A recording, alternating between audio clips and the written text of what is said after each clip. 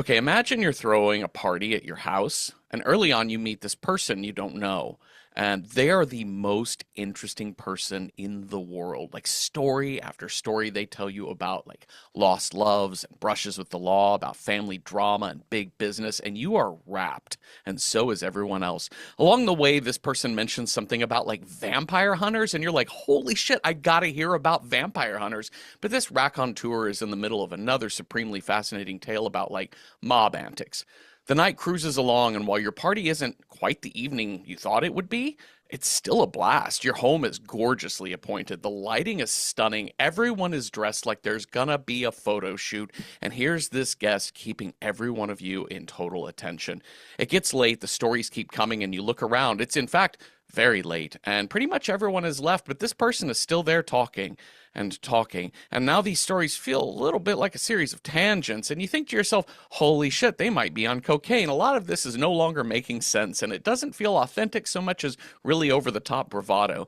You stand, start cleaning up the place, you yawn and say things to this guest like, oh, big day tomorrow, but that just cues this fucking gab bag to tell another story and then another. But finally, you get them to the door and get them to say goodnight. But oh my God, there's one whole other story they gotta tell you while standing on your welcome mat. An hour ago, the story might have been well received, but now, come on, dude, we are done. Finally, your guest, whose name is the 2025 film Sinners by Ryan Coogler, leaves, and as you sweep and wash dishes and brush your teeth, you reflect back on what a wonderful night you actually had. I mean, sure, that one person was a bit windy, but man, they told really great stories, and that is so rare and so magical, and you had so much fun. But wait, you think, just as you nod off to sleep, I never heard what happened with the vampire hunters. What the fuck? Hi, Cecil. Hi, Jeffrey. What's on your playlist for your house party? Oh, what's on my playlist? I mean, I feel like you should have different playlists for like the beginning of the party and then the middle and then the wind down. You know, when Mm. there's like three people there versus when there's like 20 people there. And then when it's like, they're like, okay, everybody gotta go. Good night. That's really interesting. I mean, do you lean more towards stuff that kind of like works its way into the background, or do you want something that's a little bit more thumping? Ooh, I think a little more thumping for a house Yeah. party. Maybe in the beginning you want something that kind of blends into the background because if there's only like four or five people, you don't want to be like oppressed by the music. You want Yes. to like something that like you can have a conversation over. And then as it goes, then you can be like, okay, now it's time to like let's get into this. Yeah. Yeah. I just put on Bolero and just put it on Mm-hmm. repeat for like 3 hours, Absolutely. and everyone just goes fucking insane. We're just Yep, that's it. arguing and Just on fighting by the repeat end of the over night. just it just Yeah. builds and builds and builds and builds until the elephant sounds.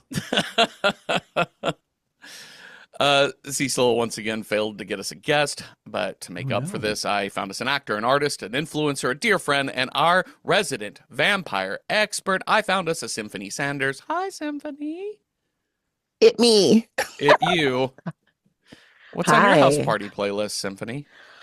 Oh, a whole host of things. I think similarly to Cecil, I'm going to start with something a little bit more ambient, some like lo-fi, like loungy type music. And then we're going to get into the meat of the party. It's going to be a little bit more bumping, some top 40 songs that people could sing along to and grind on. And then at the end, every time I'm going to play Closing Time by Semisonic and kick people Oh, the fuck out.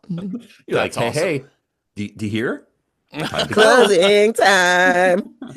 Gather jackets, headed to the exits. The after party isn't here. Exactly, exactly. uh, we saw a movie in a theater for this We show. did. We're recording this opening weekend of Live. Sinners, so right Yeah, before we recorded, we were like, Symphony and I were just I'm talking at about the like movie right now. we just kind of avoid we live at the AMC.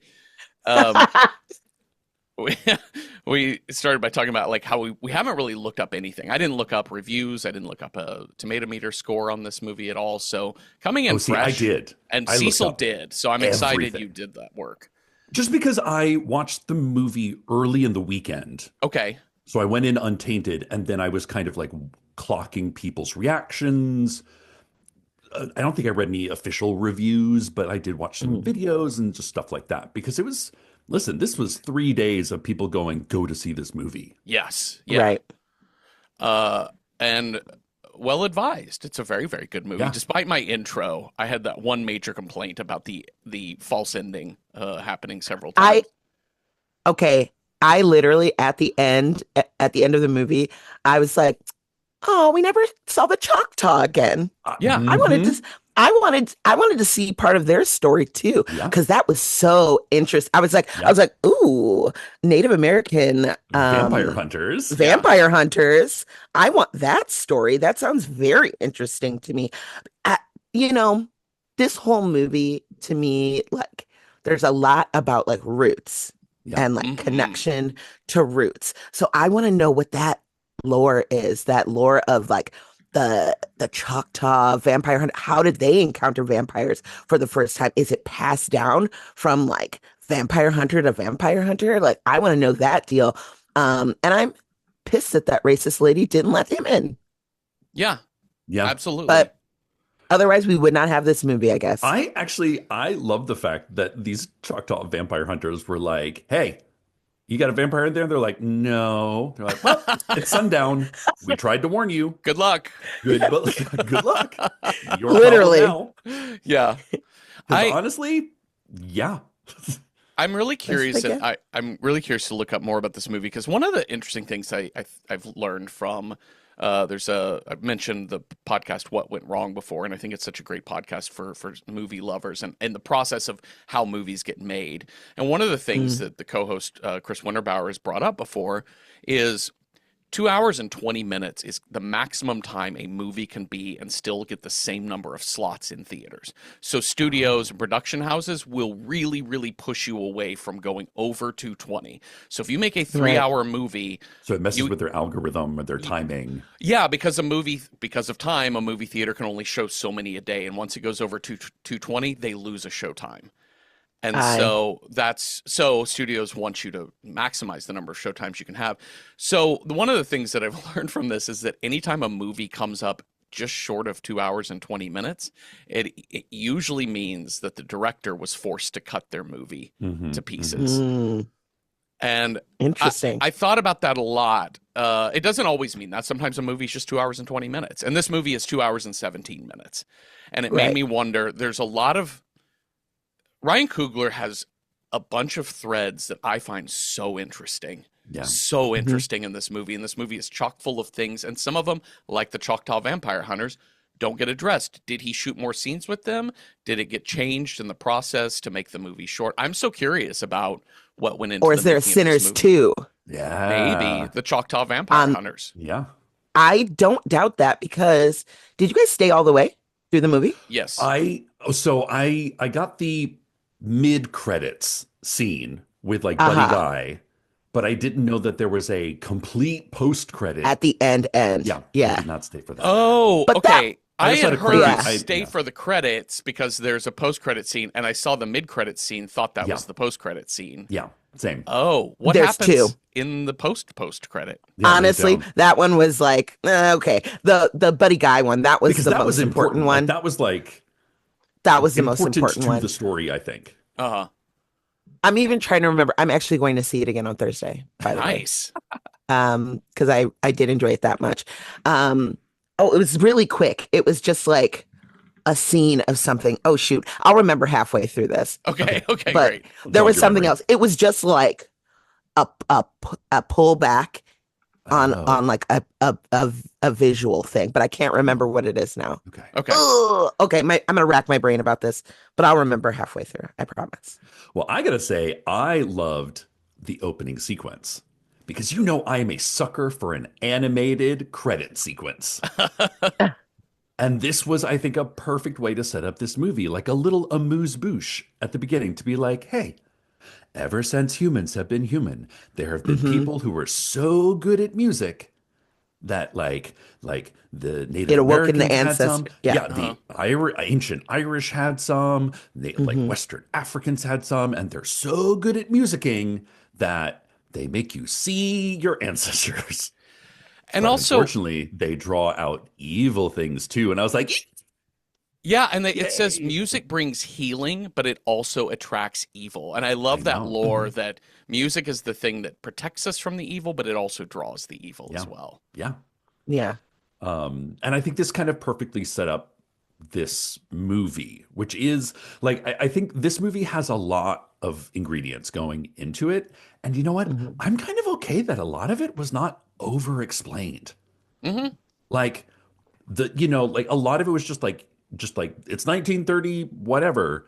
Catch up. This is where we are. These characters Right. don't need to explain what script is or what wooden nickels are. It's just a part of their lives. You'll figure it out. Uh-huh. Yeah. Well, and also at this time, I think there's just such a specific viewpoint because like the whole sharecropper thing, Yeah. the African Americans are like relatively like newly free within the last like Hmm. 50 years, Yeah, within a like and generation. within a generation, right? And so what that means, like rurally to the cities, like when they talk about like Chicago, their experience there versus their experience down Mhm. in Mississippi, and how they're like, it's bigger buildings, but same old shit, kind of Yeah, thing. yeah. Um, that viewpoint, I Hmm. think, is very interesting. Also, that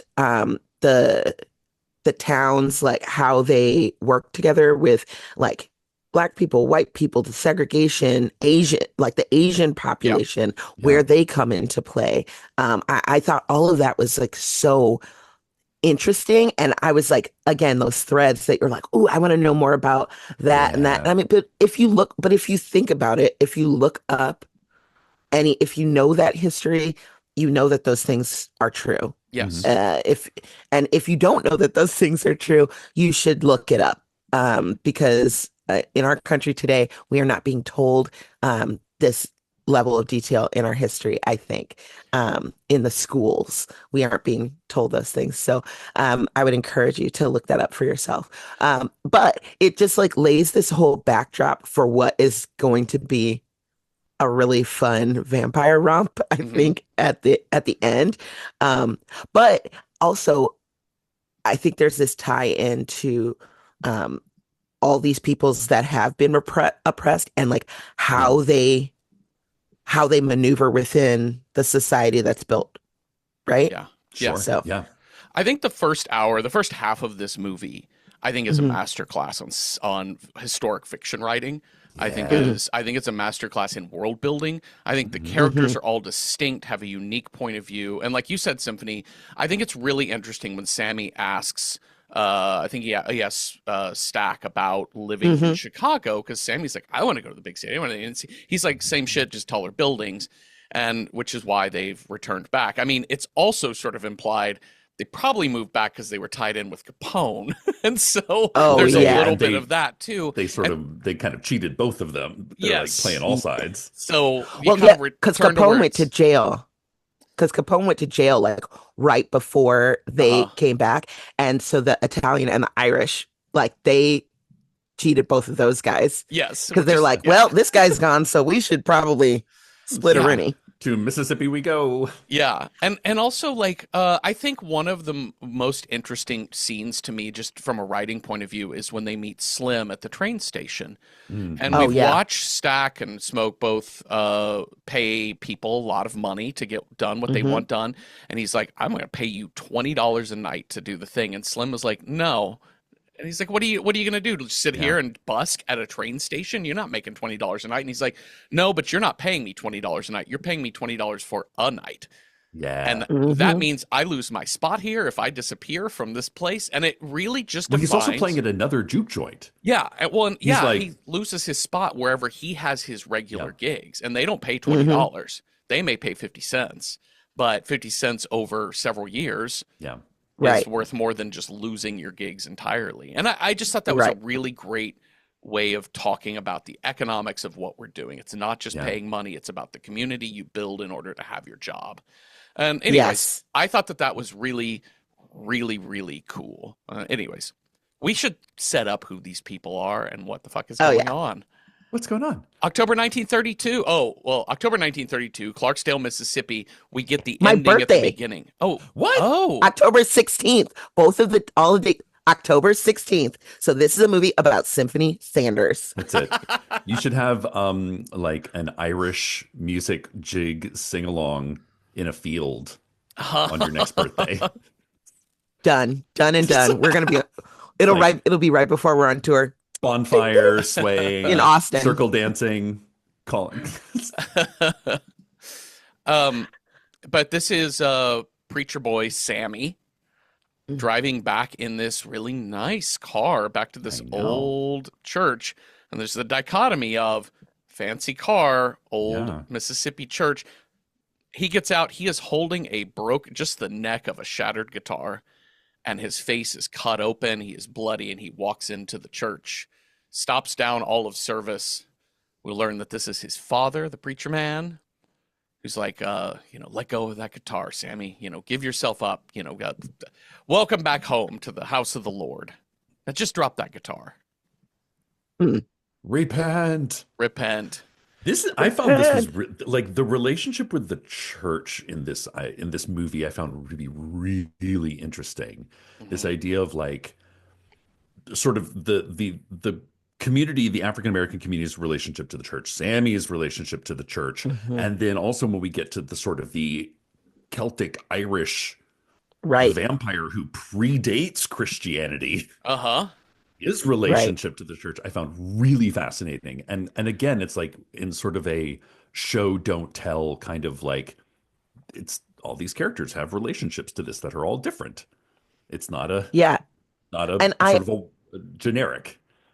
honestly, I found the relationship to religion, but from the point of view of being like, we have actually been pushed into this religiousness, Uh-huh. pushed into this version of Christianity when we had our own religion, our own and that comes into the whole hoodoo, Yeah. the connection with nature, the more like what people would call witchcraft, I guess, or paganism, Root workers. that root workers. And then with the Celts, like Yeah.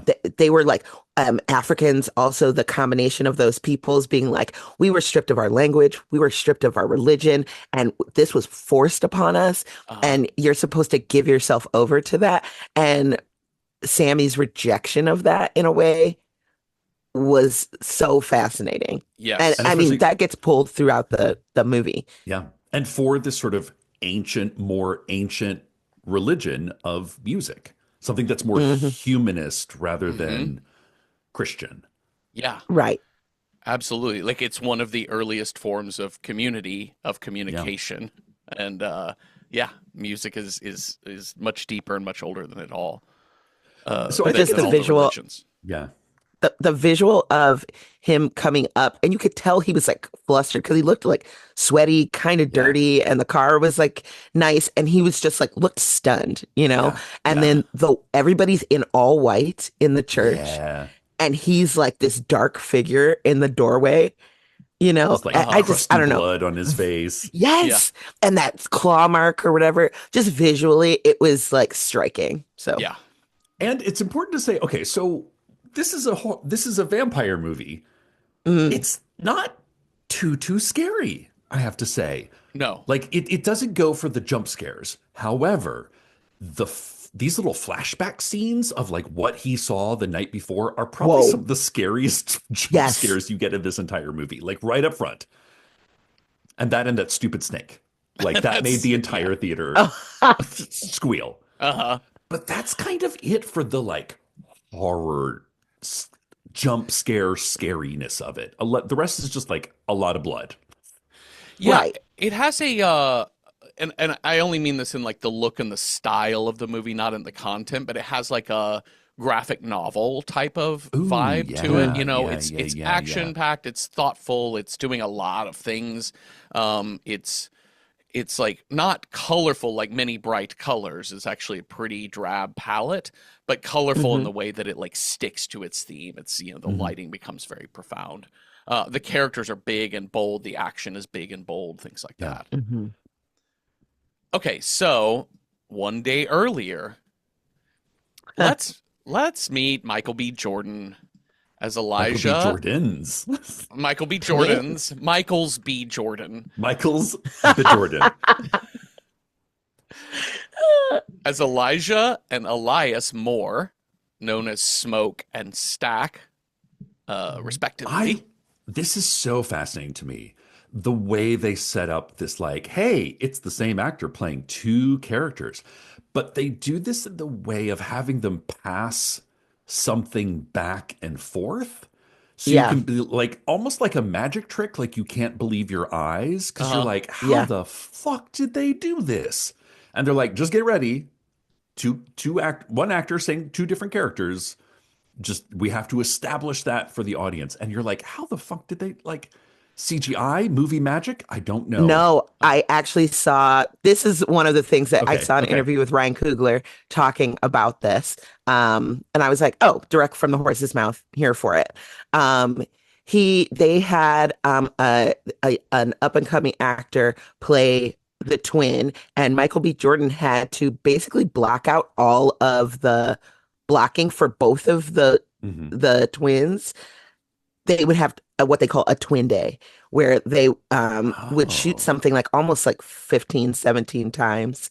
Like apparently the cigarette pass was like one of the hardest scenes I to shoot bet. Uh-huh. because they were saying it was a lit cigarette and they're like Yeah. trying to hit a certain mark where it would be grabbed every time. And so this other actor would do the exact like Wow. the Like exact choreography. motion. Yeah. Yeah, exactly. And then they would reshoot it the other way where and then they just clipped those scenes kind of Okay. together. Uh-huh. Okay. Yeah. But I mean he did them both, but it was Yeah. just I thought that was really interesting. Yeah. Because a lot of times when you get same one actor, two characters, it's often like it's a little Cut bit of frame. yeah, it's a little movie trickery where it's like the back of someone's head and then they swap around and then you get like one shot maybe of the two of them sitting very far apart at a table. But Yeah. this is Right. like no, boom, right up front. They're standing next to each other. Yep, He's full rolling a daylight. cigarette. Yep. Yeah. It's really good. So It's just imagine yeah. they would have to shoot under the same conditions, like Yeah. Hmm. both, you know what I mean? So Yeah. It's so impressive, and it's a great way to start because I immediately noted how difficult a shot this passing the cigarette Yeah. had to have been, and it sets it up for everyone. Like, yep, we're going all in on this magic trick, and I need you to see how cool this is going to be. So they've returned from Chicago back to the Mississippi Delta. They've been gone 7 years, running with Capone's men, Oh, and we will learn later that after Capone fell, they have double-crossed both the Irish and the Italians, which is a they're very like, gotta funny bit. go. Yep. And they have stolen quite a bit of money, and they are using that money to purchase an old sawmill Mhm. from Hogwood, Oh my God. The most boss hog, the most Literally redneck like hillbilly like name. in a big boss daddy hog white coated. suit. Yeah. Yes. And This he's is like, oh yeah, the Klan ain't here no more. Yeah, right, Yeah. buddy. Yeah. This is one of those roles that it gets played 20 years ago by like M. Emmett Walsh, like classic Yes. character Yeah, actor exactly. type. Yeah. And so, yeah, and they tell him basically, like they pay him all in cash, and they're like, here's the deal: Uh, any of your clan show up here, we will shoot them dead on the spot. We know how you work and whatever, and dead on the spot. That's how Yeah. this works. This is And ours now. We don't owe you anything else. Mm-mm. Right. Ours. And he's like, yeah, the clan's not been around here in a long time. The Yeah, clan's, they disbanded. they're deader than dead. Grand Dragon says what? Yeah. I was gonna say it's really interesting too because there's because the clan did have a real die-off by the early 20th century, and it was during Woodrow Wilson's presidency in the war, and they made a grand comeback. No, in no small part to Woodrow Wilson, who was real pro-clan. And D.W. Griffith definitely liked Yeah. us, and so in the dawn of cinema, we also had a paean to clan activity And so, yeah, they really are in a Renaissance era at this point. And you talk about the lawlessness of the Prohibition era, that just ramps it all the way up, too. So we also learn that Sammy, the preacher's boy, he's their cousin. He's their young cousin. It's been 7 years. He's what we assume he's like, what, 21 now? 20? If that. If that, 18? Yeah, like 18, 19. Yeah. That's what I thought. And Sammy is done with his share. He's done with his quarter for the day. Yeah. He's done with his patch in the cotton field. And he comes to his dad at the church, and there is a beautiful, beautiful guitar sitting right there, brought in by the cousins.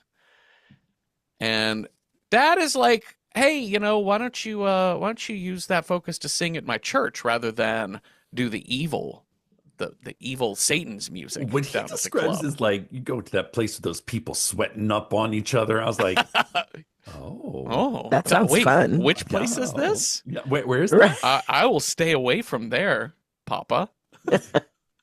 Drinking, sweating on each other, and you're like, yeah, oh yeah. Why wouldn't I want to go there? Although, admittedly, the spitting into each other's mouths will later be a little bit more questionable. Don't tell that to Preacher Dad. No. You can leave that out. We can leave the vampire drool out, I think. You can just say, luckily, I met a Sammy nice doesn't young lady. see that. That's true. That's true. Sammy doesn't get spit on. I like his dad's does line. The spitting. I like his On that dad's lady. line. He says, "You keep dancing with the devil, one day he's going to follow you home." Great line. Sets it up. Right. We know his disposition. Yeah. All right, so now this first part is all like errands. Oh my God, it's we talk about So like many. action movie sort of setup. There's the roll call. This movie Mm-hmm. does the roll call so well, like better than almost any movie I can think of, because it's the collection of people along the way, and we learn their specific names, their talents, their dispositions. This is like classic like RPG things. Like we've rolled all of our character attributes. We've said something about our character disposition. We are ready for the adventure. Well, it reminds me of like, kind of like classic 80s movies. Like, okay, there's a party tonight. Who's coming to the party? Yeah. Right. We've got errands to do all over town. We need to pick up flowers. We need to get the music guy to play the music. We need the food guy to play, like we know all these things, and we're going to kind of meet. And we also get a sense of the greater community. Like, so why these people need this party in their life. Uh-huh. And the people, like, you learn a little bit about their history with these people too, because it's like Snake Plissken, I thought you were dead sort of thing. You know what I mean? Yeah. They're like, oh, you haven't been here in a while. Like, or like the daughter being like, oh, is this little Gracie or whatever the heck?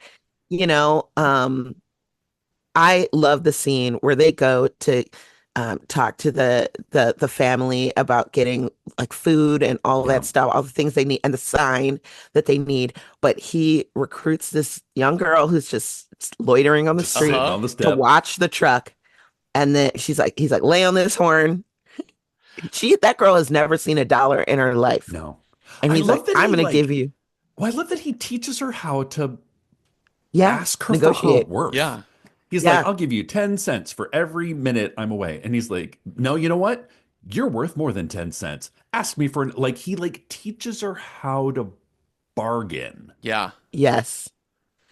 As you should. Those are, and that's another thing of community, passing on the knowledge of those things from one generation to the next, which I thought was really awesome.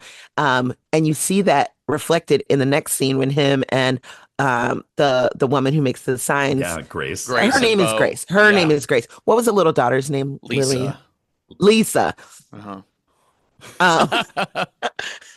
And when he's like, okay, I want the signs, I want 100 pounds of fish, blah blah blah, and it's like 14, I'll pay $13. She's like $20, and they're like $16. Like, throw these flowers in, 14, 15. I only got one color, so but how about one color and flowers? Done. Like, it's like watching a little $14 master class in like and how everybody's to haggle. happy. Yeah. Right, exactly. And everybody ends up like pretty happy. Um, but then he goes to see his root woman. Oh my God. He does. And Wait, she and you see how oh wait, go ahead. wait. I was gonna say, can we get to Annie in a second? Because I just want to talk about the scene with the girl in the truck. Yeah. That Oh yeah. because he tells her your job is to anyone stares too long at this truck, you honk that horn. And she lays on the Hmm. horn, and he goes out, and there are two men digging in the back of his truck. He shoots one of them in the ass, Yeah. and Yeah, then they realize who he is. They're like, I right. didn't mean anything by it if I had known it was yours, which is an And she's like, interesting I moral told him. thing. Yeah. Yeah. And I then mean, he Yeah. has to shoot it's the other dude in the kneecap because he's like, I can't have you telling stories. You dug in, yeah, our, in the Moore brothers truck and and then walked got away away clean. without any injury. It's really shocking to see someone get shot in the middle of a street in Yes. broad daylight. Yeah.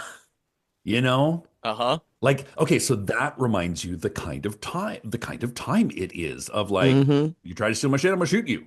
Yeah. The other thing is there's a one shot in this that I really loved, and it's when like he asks I think Bo to go get or like no, he asked the daughter to go get the mother to come over, and it's one shot, and it reminds you like she has to cross the street Hmm. to go into an exact same setup shop on the white side of the street. Uh-huh. And then, the mom, Oh the daughter right. switch Yep. places, and then the mom comes back to do that. Like they haggle over who's going to make the sign and the fish. So, like, without saying, go to the white side of the street, like, it's just, they just show you. And it's just another reminder of, like, oh, right, this is the reality of the time we're in. It also kind of sets up, and we'll see this with the Mary character of like talking about having like where race and color sort of Mm, intersect too, because yeah. you have Chinese immigrants being able to work both stores. Yeah. Yeah. Hmm. Yeah. Okay, all right. So now we're gonna split up. Stack and Sammy are gonna go recruit a couple of other folks at the train station and along the way, and in the fields. But Smoke is gonna go see his ex-wife, ex-girlfriend, Now, estranged His woman. wife, his Okay. woman. I have to admit, Yes. there was like 30 seconds, 60 seconds of confusion because I thought that was his mom. And then I was like, Oh. why is he? Wow. Oh, no.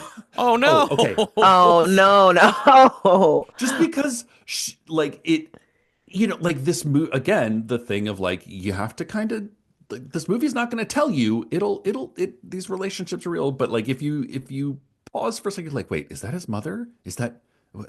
Where are we? What's happening? Why is he having sex with his mother? No, Oh, no, She's no. so young to no, be I know. having Just for a second. just for a second. It's just because she has big bazoombas. You're Yeah, like I think motherly. it's the short She does hair, give too. motherly, Yeah. Right. but like in a different sort of way. Not his Yes. mother. Yeah. And we saw Cecil, you and I saw this woman, Wumi Musako, in His house, in the right? movie His House. Yes. Yeah. Which she's really tremendous in. Yeah. She's like, please, can I? Please, can we move away from this shitty Please, house? can we move out of this demon house? And Wait, the woman who plays Grace? no, the woman Oh, who Annie. the woman who plays Oh, Annie, Annie. Mhm. Wunmi Masaku. Yeah, she's in His House, which 2020 film, highly recommend. I think it's on Shudder or Netflix, one of those two. So Annie's really interesting because we learned several things in this scene. Yeah. One, not his mother. We learned that. Not his mother. But primarily, he's gone to see the grave of their baby Yeah. daughter, Mhm. and sees Annie. He's also there because she knows how to cook, and Yeah. they've got all this food, and they need a cook. And would you Yeah. come with us? Annie also is into. She's got her whole witchery thing, right? Like Yeah. she's got crystals and roots and all kinds of shit. She's Yeah. great. Mm. I love Annie because Annie is our like not. She's our like spiritual reminder that there are things around the base Yeah. religions. Well, she's our Giles. She's our like consult my textbook Uh-huh. of ghosts and Yeah. haints and vamp. Okay, boom. We have identified the problem. Here's how you kill it, Buffy. Go to. Yeah, no, having a person that knows anything outside of like what they've exactly seen. So like having a person who may not know exactly Yeah. what's going on all the time, but they're like, oh no, I've heard about this, or I know more about the supernatural realm. Is always helpful in these stories. The other thing I was reminded, I know Wumi Masako from Lovecraft Country. That's Yes. right. Yes. I was trying to think. I knew I'd Yeah. seen her in something else. Of course. Of course. Mhm. So I was like, for the first couple minutes, I was like, where do I know her from? Right. Like, Hmm. Yeah. what have I seen her in? But also, it's how complicated their relationship is Yeah. because, because after their like he would have still been there with her had like it drove them apart, I think. Yeah. Hmm. Yeah. Yeah. And he's skeptical of the stuff of the witchery because he was like, well, why couldn't it save our baby Yeah. type thing? And she Yeah. was like, I don't know. Yeah. But Which you don't have all the answers all the time. Right. No, which is interesting because that's a thing that you would hear about. Like, well, why wouldn't your witchcraft save our baby? But also, like, why wouldn't Jesus save your baby? Yeah. Like religion doesn't have all of the Things protections. happen. Things happen.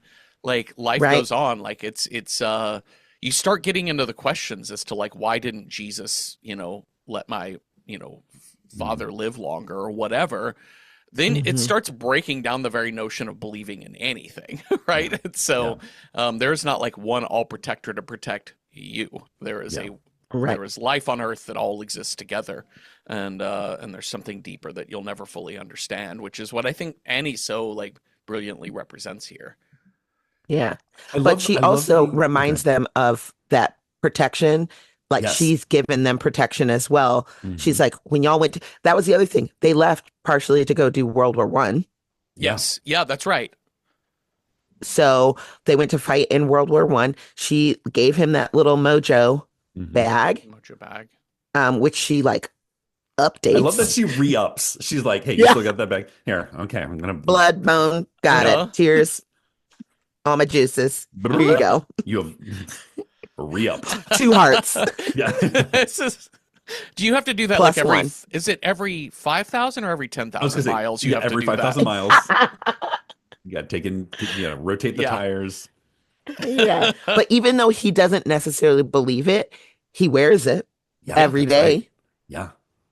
you And I know? really love that like their relationship is very complicated, yet is also the love story of one of the love stories of this movie, but it's kind of the Hmm. continuing one that it's like, even though they're far apart, even though he's shooting gangsters in Chicago or fighting Hmm. in World War One, she doesn't stop loving him. Uh-uh. She knows he's a Right. gangster and he's going to do his shit. Doesn't mean she's going to stop loving him. Yeah. Doesn't mean he's going to stop loving her just because they can't like the traditional we have to have a happy home together in Hmm. order to be in a loving relationship is really exploded in this. Yeah. Yeah. And I think so much And more realistic. Hmm. yeah, and the reality of a lot of the stuff in this movie is insane. Like when she goes, but your body ain't forgot me. I was like, I know. Oh my and God. The I was like, theater, palpitations. I clutched my pearls, Uh-huh. I think girl. the entire theater I was in like clutched their pearls I was collectively. like, because it was like hand. I was like, Mhm. oh my goodness. I was like, they're gonna do it. They're gonna do it. And they And they are. did. And they do. They And do they did. it. They do the do.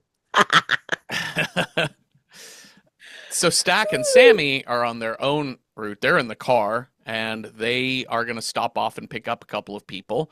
They're going to stop off and pick up Cornbread, who's a Yeah, they're big like, hey, boy. cornbread. I mean, and this was also some nice little like comedy, a little Uh-huh. comedic Hmm. scene we know Yeah. we're going to get our like kind of primarily funny character, Yep.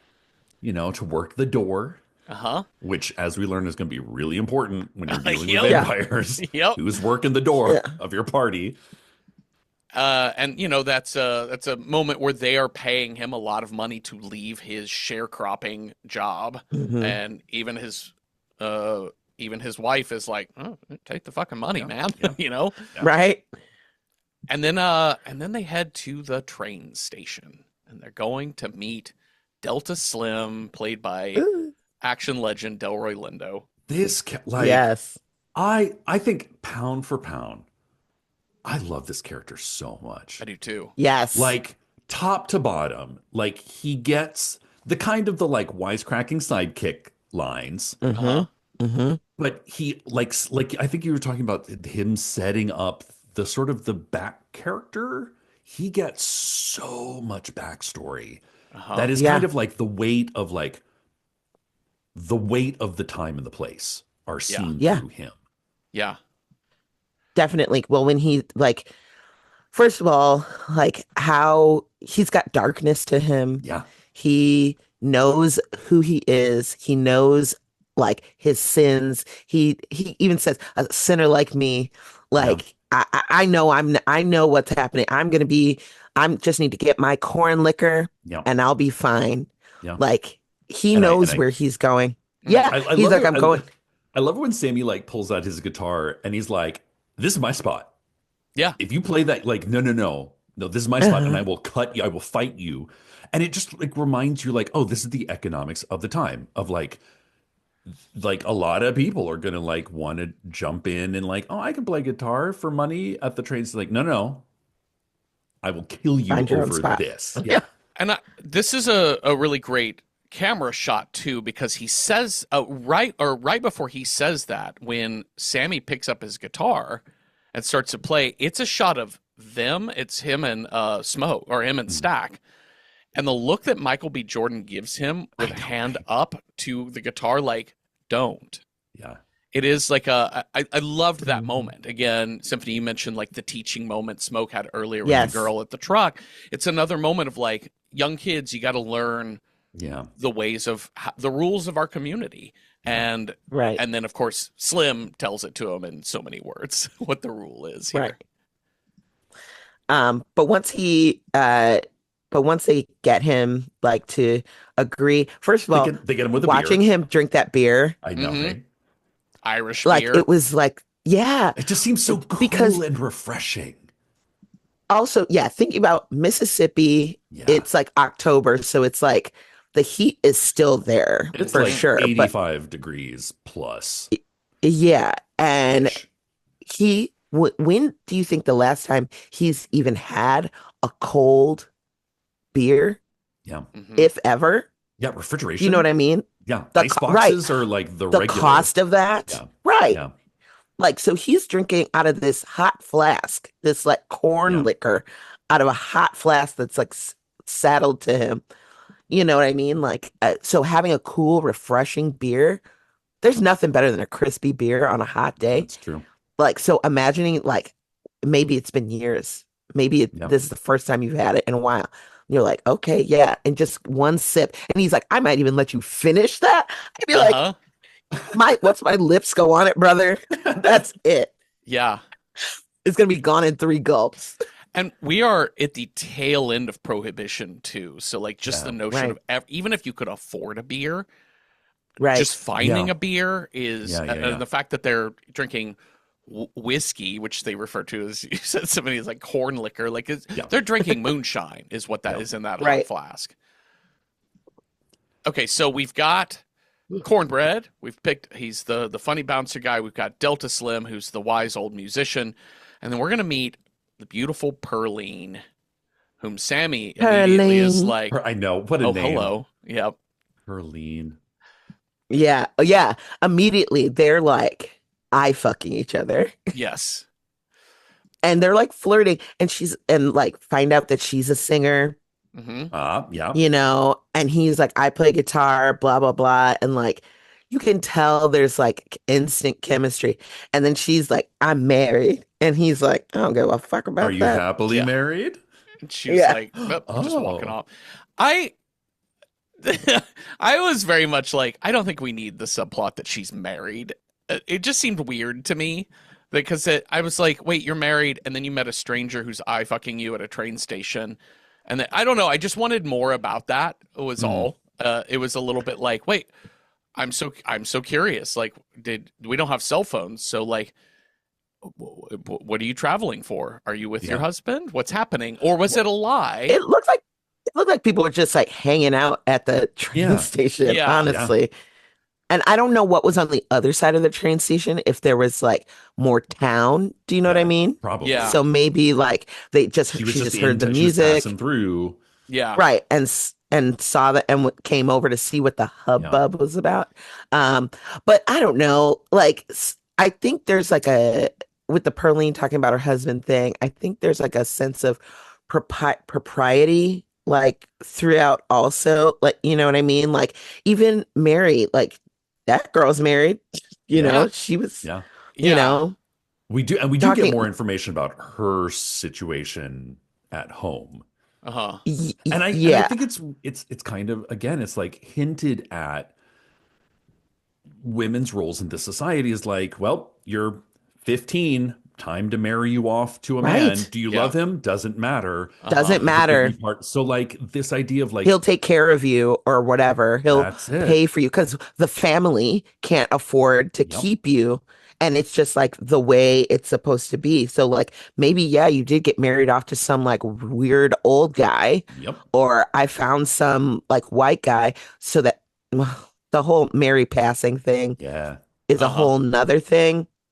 And we'll get to that. But Yeah. yeah, but she shows up though, too. Yeah, Yeah. I know. I forgot about that. Also at This the is train station. yeah, the train station's a little bit weird. It's a little bit like this weird vortex Poppin'. open and it's just all the characters meeting. It's like the bag of holding of characters. Like they're just all at the But train it's the station. center of town. This is the center of Clarksdale. This is what, I mean, it's where you go to meet. Everybody's going to pass through town at least once in a day, you know? Mike, It also so makes more sense that Mary was there because she had been there to see her mother, to That's it. bury her Yeah. mother, and then she was supposed to go back to Arkansas or something, right? Where yeah, she was she lives in Arkansas. married. So that made more sense to me why she Yeah. was there versus Perlene. But like Totally. again, it could be like center of town. People are passing through. They hear music playing. They're gonna go There you bop go. around because What's- it's like yeah. What's the okay, you hubbub? maybe go into town like what once a week, Yeah. twice Yeah. twice a week if you live on like a farm or something. So it's like this is like a big you spend like Yeah, the yeah. day there, Yeah. or you're like waiting your train to take you back to your town, or you're waiting on a buggy or something. Yeah. Uh, Sure. Jalopy. Sure. Yeah. Your Uber. Yeah. Yeah. You have Are to you my telegram Uber? the Uber offices, and then they telegram you back the license plate of the horse that'll I'm pick right you around up. the corner. Yep. Pick up in 3 days. Look for a dappled, spackled horse. I also want to talk about one more setup scene that I think is so good. So I was talking to our friend Janina the other day, and we were talking about movies wherein you depict anybody who's supposed to be good at art.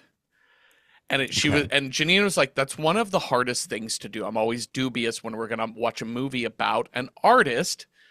Are you talking like just like yeah, paints and oils and clay and or no, artists? like a musician, Or a just any kind of comedian, artist. or whatever, Okay. Oh, we were talking about the show Hacks, and she was like, I think Hacks does a great job of showing somebody who's good at their job of stand-up comedy and is playing to a specific audience, etc. But that they've written good jokes, and Gene Smart is performing the jokes so well. Okay. And she's like, that's so rare to get that thing you do level. Like that thing you do is a movie about a one-hit wonder, top 10 Billboard charting song, and what they did was they wrote a Billboard topping song, and it's a banger. And this is a moment where it's a bop, and this is a moment where they are where Stack and Sammy are driving on their way to pick up these people, and Sammy starts playing that guitar and singing his traveling song. Mm-hmm. And it's really fucking good. And Michael B. Jordan's face at that moment, like, oh shit, you're not just like my talented cousin. You're a fucking star. Yeah, you're like once in a lifetime talent. And they which captured that, again and goes that's back hard again. to fucking do. Yeah, we go back to the setup of like once in a generation you get these people that can transcend the time and place that they are born into, and layer on top of that the fact that this is this actor's first film, Uh-huh. like who the director kind of found him and was like, Oh, I turned have him something on on. that. Okay. So the Sammy character, do you know the singer Her? Yeah. Yeah. Okay, they know each other, and she's the one who Oh. got him.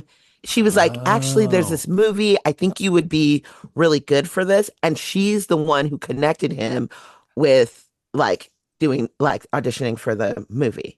She Because I have to because say, he learned to play guitar, but he can sing. He could his sing speaking before. I voice think, is insane. His Uh-huh. voice is yeah, insane. smooth, Yeah. Smooth. Yeah. velvety. Yeah. And he's like, he's got the right look and he's got that kind Hmm. of like youthful innocence. But then once he starts singing, you're like, oh, fuck. Yeah, Yeah. Oh, this is something else. Yeah. And I yeah, love the contrast between that scene of like, play your traveling song. And, like, I can't remember if it's Smoke or Stack is like, oh, shit.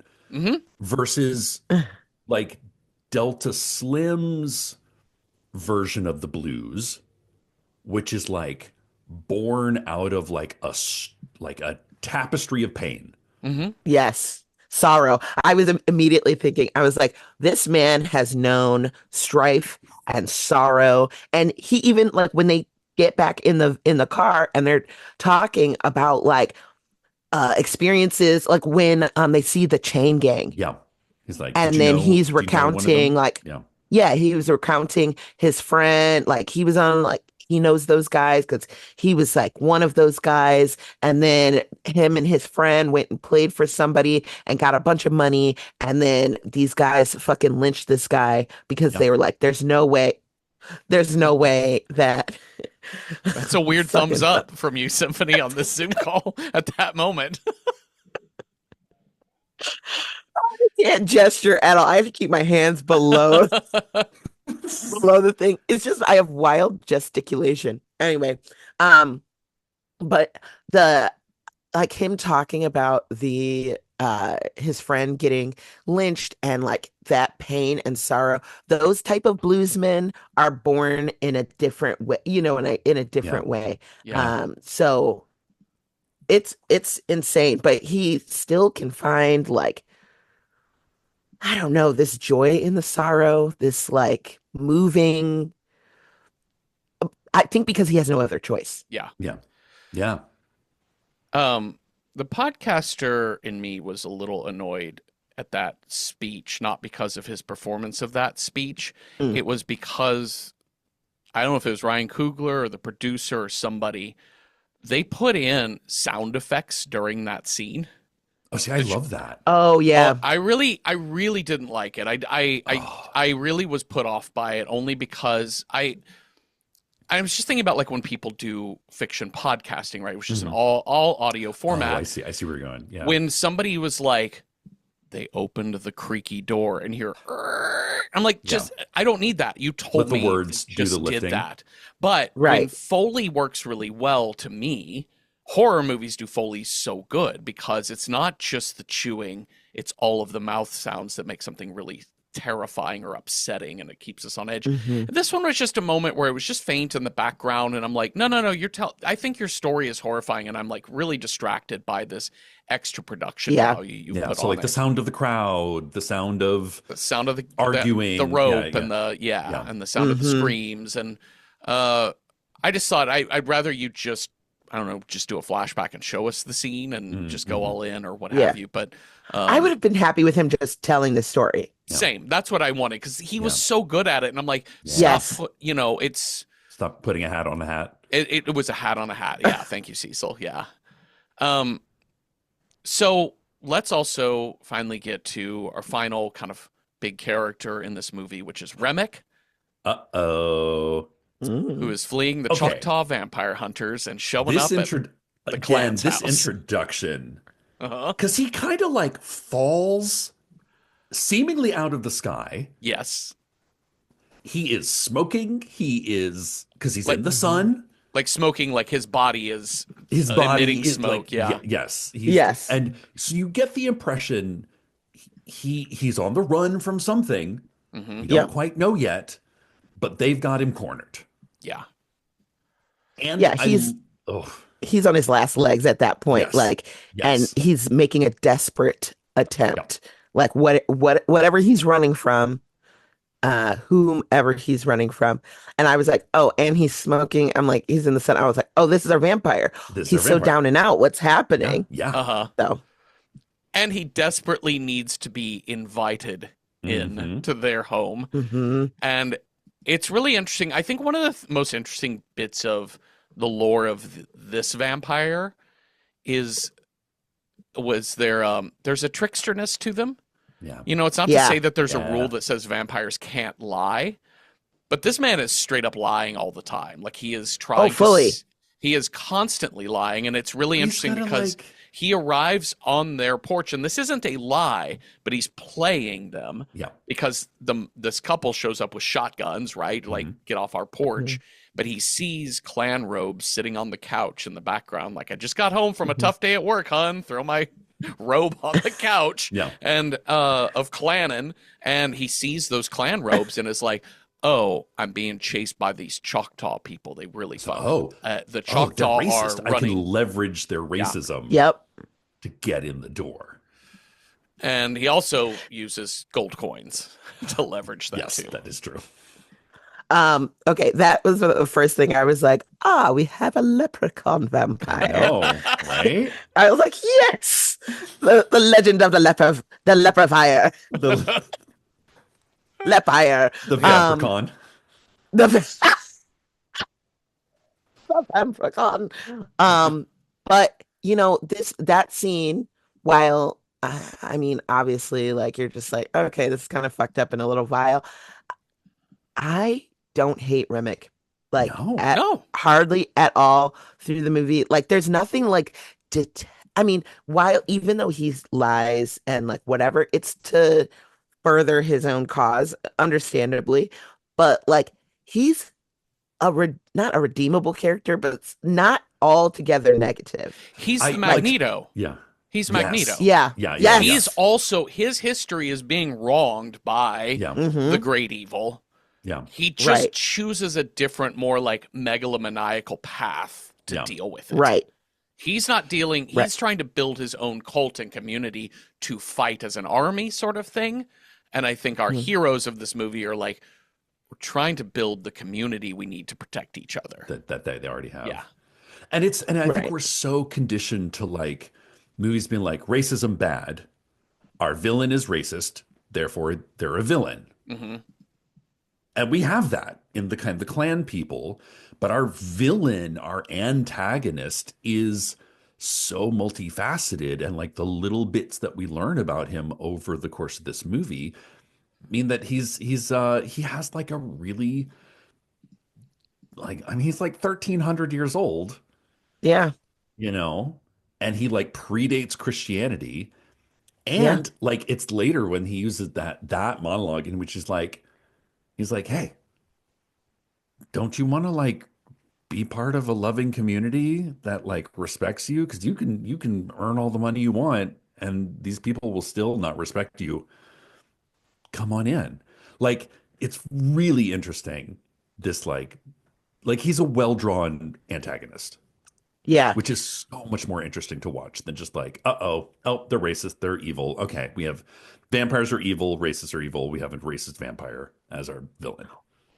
Well, and one thing I found interesting from the vampire lore of this type of vampire was that, number one, he's not necessarily drawn away from religiousness, like when they Mhm. and we'll get to all that, but like that they become kind of part of him. It's like this almost like hive mind, like he knows Yeah, what they know sort yeah, of situation, which is like we get initially from when he gets those racist people, the homesteaders, the yeah, clan homesteaders. He finds out all the plans of the boss hog. yeah. Hmm. Yeah. So we're gonna now get to opening night, grand Oh, opening, here we go. local juke joint. Opening night. Yeah. And okay, so we've already set up this guy's a vampire. His body was smoking in the sunlight. Yep. So we know, okay, we're dealing with vampires now. Yep. Mhm. Maybe our protagonists don't know it yet, but they'll find out soon enough. I like that when Mary shows up at the juke joint, because there's a sense she's not welcome because this Yeah. is Stack's ex-girlfriend. She Yes. she is mixed race, very passing white. I believe she says grandmother was Yeah. black. She was what would be considered an octoroon. Yeah. Oh, okay. Yep. Yes. And So she has like 1/8. Yeah. mhm. Like, but like at this point, like if there was that whole one drop rule. If there was Yeah, one yeah, drop yeah, of yeah, black yeah. blood in Yeah. you were considered black. And she, she herself does not see, I don't think she sees herself as white. No. But she has lived as white because that is a safer, and that's where Smoke put her Yeah.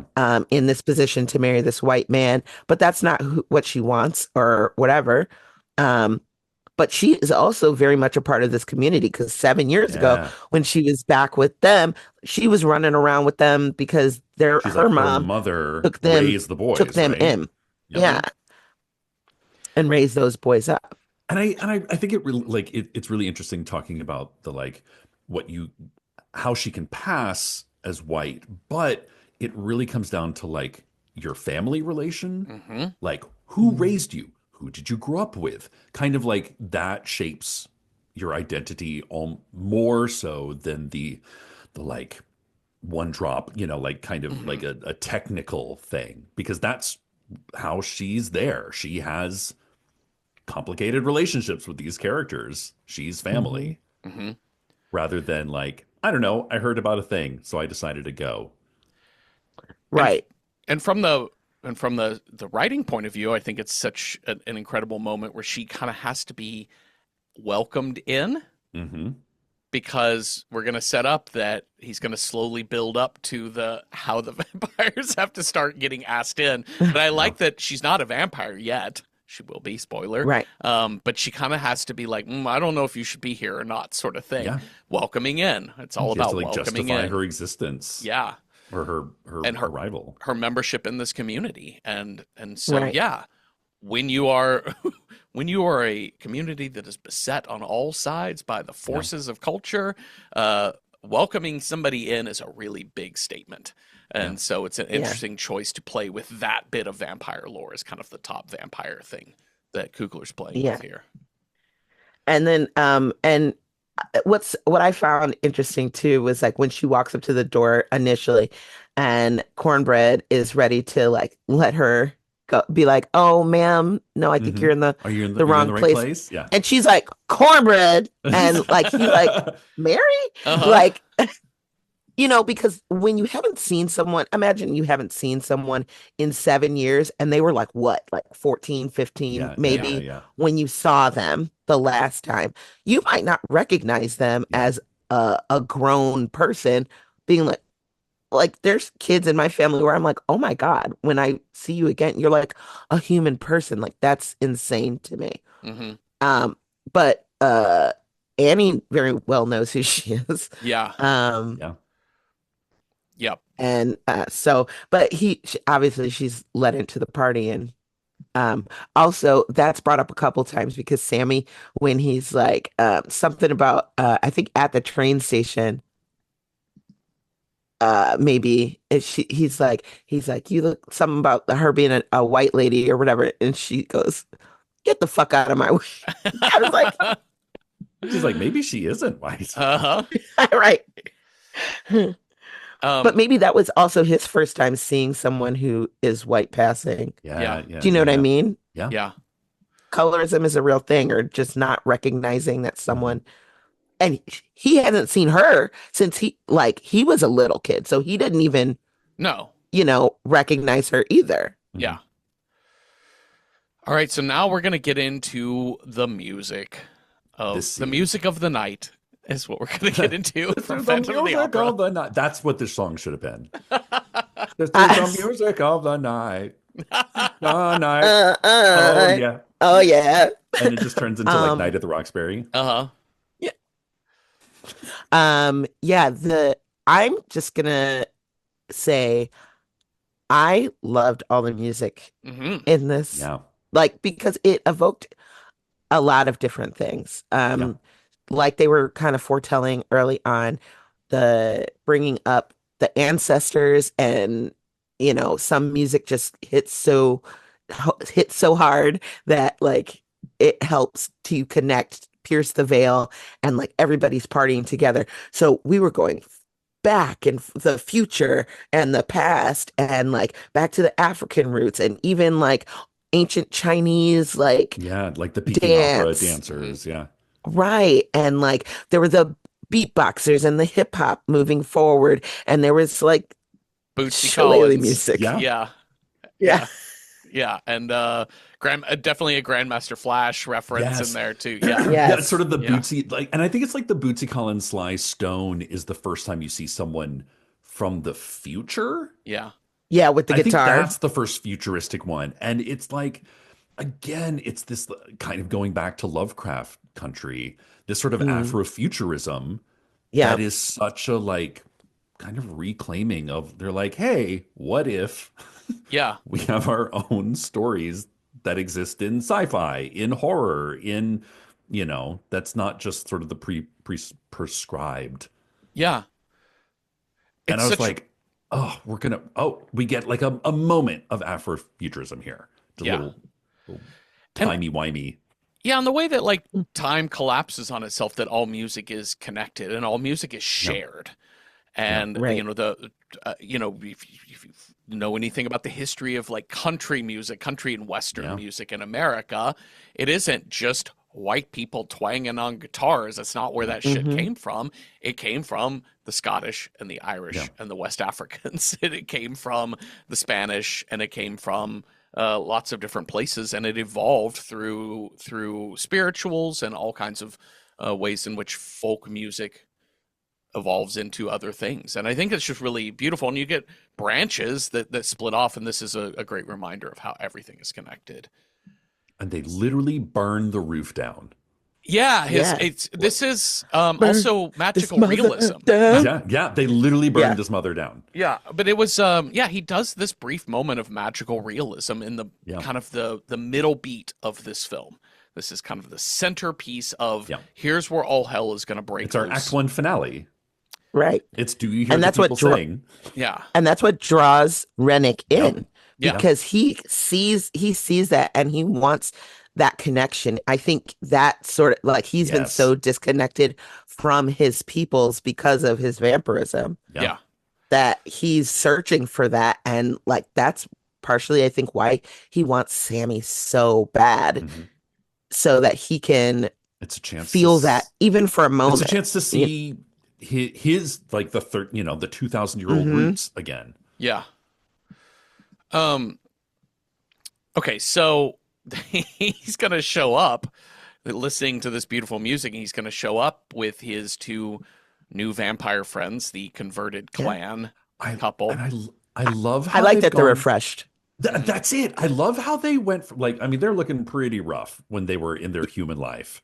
Uh-huh. Yeah. And then all of a sudden they're like clean, dressed well. They have kind Hmm. of a like creepy, culty smile on their face. Their Yeah. hair is all done. Uh-huh. And I gotta say, out of like vampirism aside, this song creeped me out the most. Pick him clean, that one. Because I was like, Pick poor Robin clean. pick poor Robin Clean. Yeah, Because I that's was like, what pick poor is Robin this? clean. Okay, one, it's also the like the wholesomeness of it Yes. is Yeah. it's so culty. It's so like Jim Jones, like people who are smiling a little bit too wide and a little too happy to be there, says to me cult. Hmm. And With their it's choreographed guitar Mhm. movements. And Like you're like, especially after the last song, which is this like kind of like electric guitar blues down and dirty, real gritty music, this sounds like it just sounds creepy to me. Yeah. And then you Yeah. listen to the lyrics and you're like, is this about it eating a person? I did Yes. some research. Yeah. Oh, I did some research. Yeah. And It's not. it's actually about like to like it's an old blues song Mm-hmm. that they've kind of co-opted to these Yep. sort of like It was written by a black woman. Yep. yeah. That's about gambling. So like to pick someone clean is to Right. take Take all their everything money. from them. Yeah, to take Mhm. everything from them. But the effect is that of like we know they're vampires. And we're Right. like, That's what I meant. Yeah. are they talking about eating a person? Did they write a song about eating somebody? Uh-huh. Uh yeah, I love that. I love that it can play both ways metaphorically on that. Mhm. And that they're doing this very like bluegrassy white people at the county fair sort of sound, as opposed to a much more. It's not to say this music lacks soul. It's just like it's missing the big oomph of a juke joint. Yeah. And they're a little Right. bit more county fair is what's happening here. Yeah. But they're auditioning to They're be let into the auditioning, party. and it's adorable. So they want to be invited in. They're not being invited in because everyone's a little skeeved out by Yeah. white people in the South, and they're trying a little too hard. Yeah. Right. If you're a white person, you show up to an all black space and you're like, I want to come in, and they're like, please don't. You should just leave and not skeeve people out by like hanging around in the parking lot, still singing your songs. We're gonna walk real slow. God. I was In like, case you change your mind. in case you change your mind, I'd be like, no, thank you. Well, and everybody's like night. at the door. It's like Yeah. Smoke, Stack, Cornbread, Annie, Mary. Mhm, I was like, Mary, you better stay back because if these white people see you, they're gonna be like, why can't we come in? That's Which they do say. exactly it. Which is Yeah, basically it. I was waiting You for let him to her say, in. "Oh, we're not welcome." That's reverse racism. Is the full Yeah, I know, implication right? of what he's Yeah, saying yeah. here? Yeah. And then Annie's like, well, she's family. It's like, oh, okay, well, we want to be family too. Uh-huh. But like, did you catch also? I think it was Annie who said she's like, or maybe it was Slim. Someone said that they were getting like a weird, like spooky feeling from them. Oh yeah. Yeah. They just kind of said like under breath, like, oh, Because they something is seem off. kind of- Yeah. something's weird about them. Yeah, it's like, yeah, you are getting a weird feeling. Go with that. Yeah. Do not let them in. I did find it also interesting that when they were playing their little Pick Poor Robin Clean song and doing their choreographed circle with the Yeah. guitar neck, they that Stack was bopping his head and I know. Smoke was like not having any of it. Yeah. And Stack is the one who ends up getting spoilers. Oh, Yeah. interesting. Yeah. Which yeah, I thought yeah. was interesting. I was like, okay, like that. It's like subtle, Uh-huh. almost foreshadowing. a little more susceptible to the lure of to the call of the vampire. And also, they had Yeah. set this up with the wooden nickel scene when they first opened. The Mhm, Stack yes. is definitely the much more like, listen, go with the flow. Yeah. We're gonna be Right. cool. Let's freak out when there's time to freak out, but we're not freaking out over wooden nickels. Yeah. Which is Smoke is like there are rules to follow. Hard nose. Yeah. Yeah, hard nosed rules to follow, and it's like I am not. I have stiff boundaries. It's Yeah, very yeah. strict.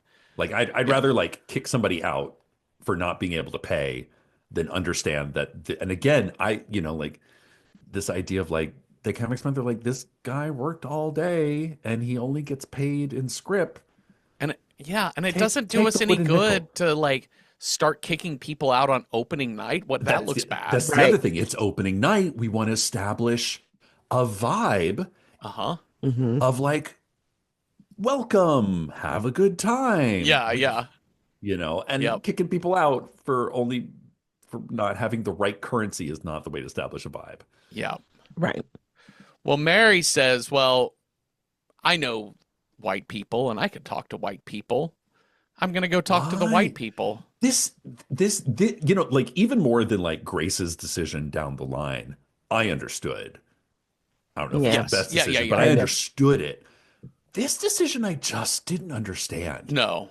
The like, I wonder if it's like let's her investigate.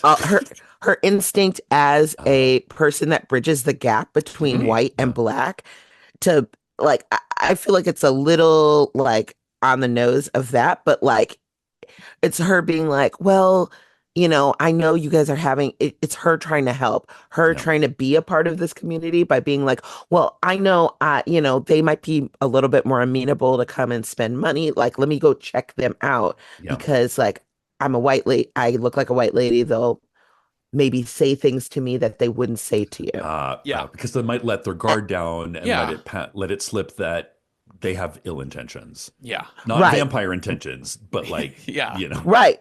Little did she know she's about to get bit up. I Yeah. thought that was that's when we first start seeing what these vampires look how like when they how do vamp out. vampire work? Yeah. How do Yeah. vampire work? Yeah. They get the red, they get the eye, Yeah. they get the spooky eye, Yeah. He gets the and red they eyes. They drool, get girl. Yeah. Oh, the they do drool. drool. It's like the creepy I didn't, teeth and the drool. yeah. And when you first see Rennick, and I was like, ew, what? Yeah. Ew. Yeah. He's But just so because it's hungry. so like globby looking. Glistening. Yep. It's really Ugh. glistening. Yeah. I am just not a spit girl. I'm like, No. dry it up. Yeah. There's also this moment, and this I thought about this moment a lot later in the movie.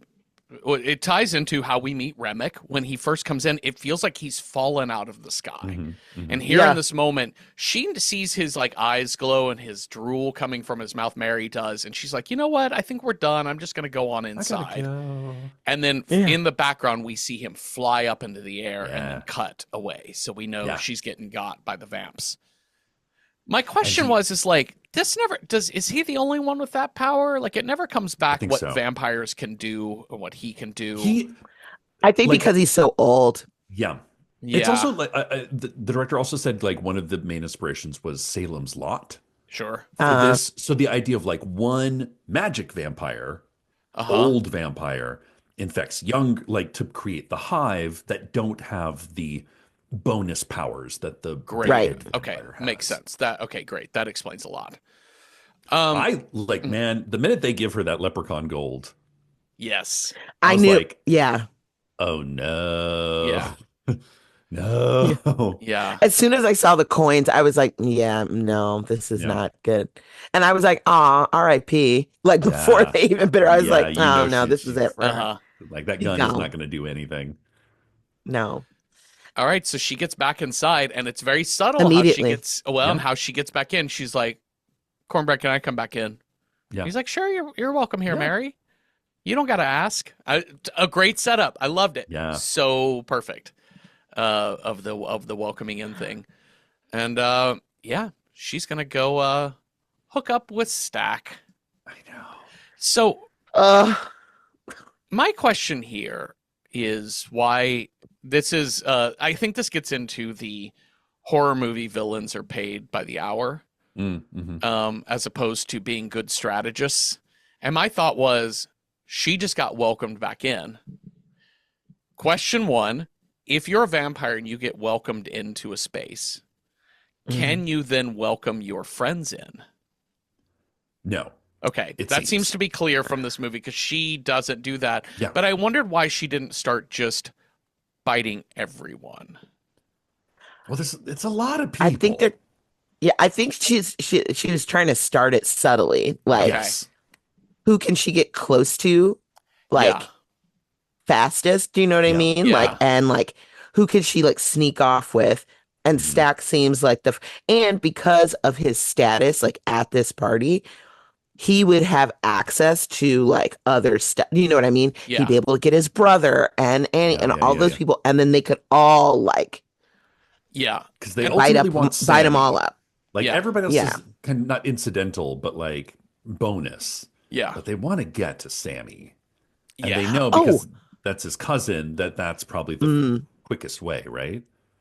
Also, I found it interesting, like when Stack turns, but they lock him in the room. As Mhm. soon as he busts through the door, he goes out the door. He doesn't stay in. It must be because once they die, I mean, because how else? Because they put that other guy outside. But Yeah, yeah, like yeah. he busts out the door. He could have just busted out the door and then ate up everybody who was in there. Yeah. Do you know Yeah. what I mean? Yeah, That's yeah, what yeah, that was yeah. my So when question. Yeah. Yeah. he would have had to go out, then come back in. Then to And be then get No? welcomed back invited in. in. So, yeah. Right. Okay. Yeah, that makes some sense here. Um and then apparently if you do leave the party, you do have to be asked back in because she Mhm. can't get back in either. Yeah. Right. So yeah, that's you got to show your ID at the door every fucking time. Yeah.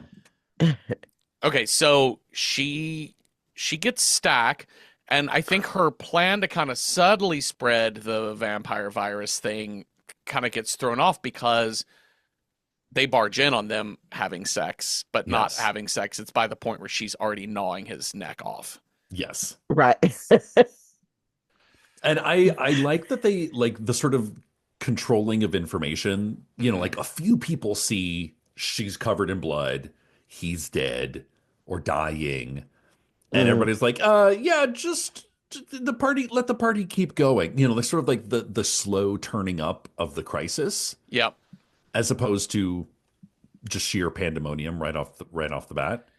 Well, Yeah, I think they're trying to figure out what's going on Yeah. and they at send first. everyone home. Yeah. Yeah. Yeah. Yeah. Yeah. Well, Yeah. But that's like when he dies. 'Cause they're like, oh shit. yeah, once he's like dead, dead. Yeah. Yeah. Yeah. And Yeah, well, that's the case Smoke here. is- He dies pretty quickly, bleeds out Mhm. in Smoke's arms, and they don't know what's happening. Smoke shoots her. Yeah. She just gets back up, cackles, and runs out. Yes. And at this point, Slim et al. Are like, I think party's over. Everyone just go Yeah. on home, which Yeah, means like, everyone when go somebody- outside and get turned into vampires. I know. Yeah. And then Yikes. Annie's the one person who's like, something is amiss. One, we need to get his body outside. Yes. Yes. Right. And And I two, love- did you notice how she just survived like know, 6 right? gunshots to the body? Yeah. Right. I love how The she voice keeps of calling, reason. she keeps calling it like she's like, this is a haint. Haints. Haints. Haint. I love Mhm. it. And I Yeah. love the fact that she's like, something is going on here. I don't know exactly what it is. And it's like kind of the difference between ghost possession and vampire. You know, like you've got to kind of like it's a subtle difference, but it's a Yeah, a haint is like an evil spirit, Yeah. like a ghosty type thing. But because that's what she initially thought. She was like, and that is like more prevalent in like the Gullah Geechee sort Yes. of Yeah. like form of like witchcrafty hoodoo stuff. But she was like, at first she was like, it's like a haint. It's like Yeah. something's like possessed them or Mhm. something. And then when she saw, she was like, oh no, that's a vampire. That's Yeah. vampire. Yep. And when Stack wakes up and gets out, he busts open that door onto Sammy. But before he can do anything, she cracks a jar, or like, not jar. She didn't crack the jar. She takes that jar, splashes his face, and I'm like, where did she get holy water? But it Right. turns out it was a jar of pickled garlic. I love it. Delicious. So good. One, delicious. When they're like passing around the garlic and somebody's like, can't we at least eat the pickled one? I was like, that is Grace. true. Yes. That is true. Grace was like, can't even get the pickled garlic one. It's like, no, I threw him in that fucking Yeah. vampire's face. But I Yeah. also love this idea that like food is so important. Uh-huh. You know, like we have traditions and mythologies and legends and stories around food. Food has important, and so somebody who knows herbs and food and roots and like this is an important person to have in your community.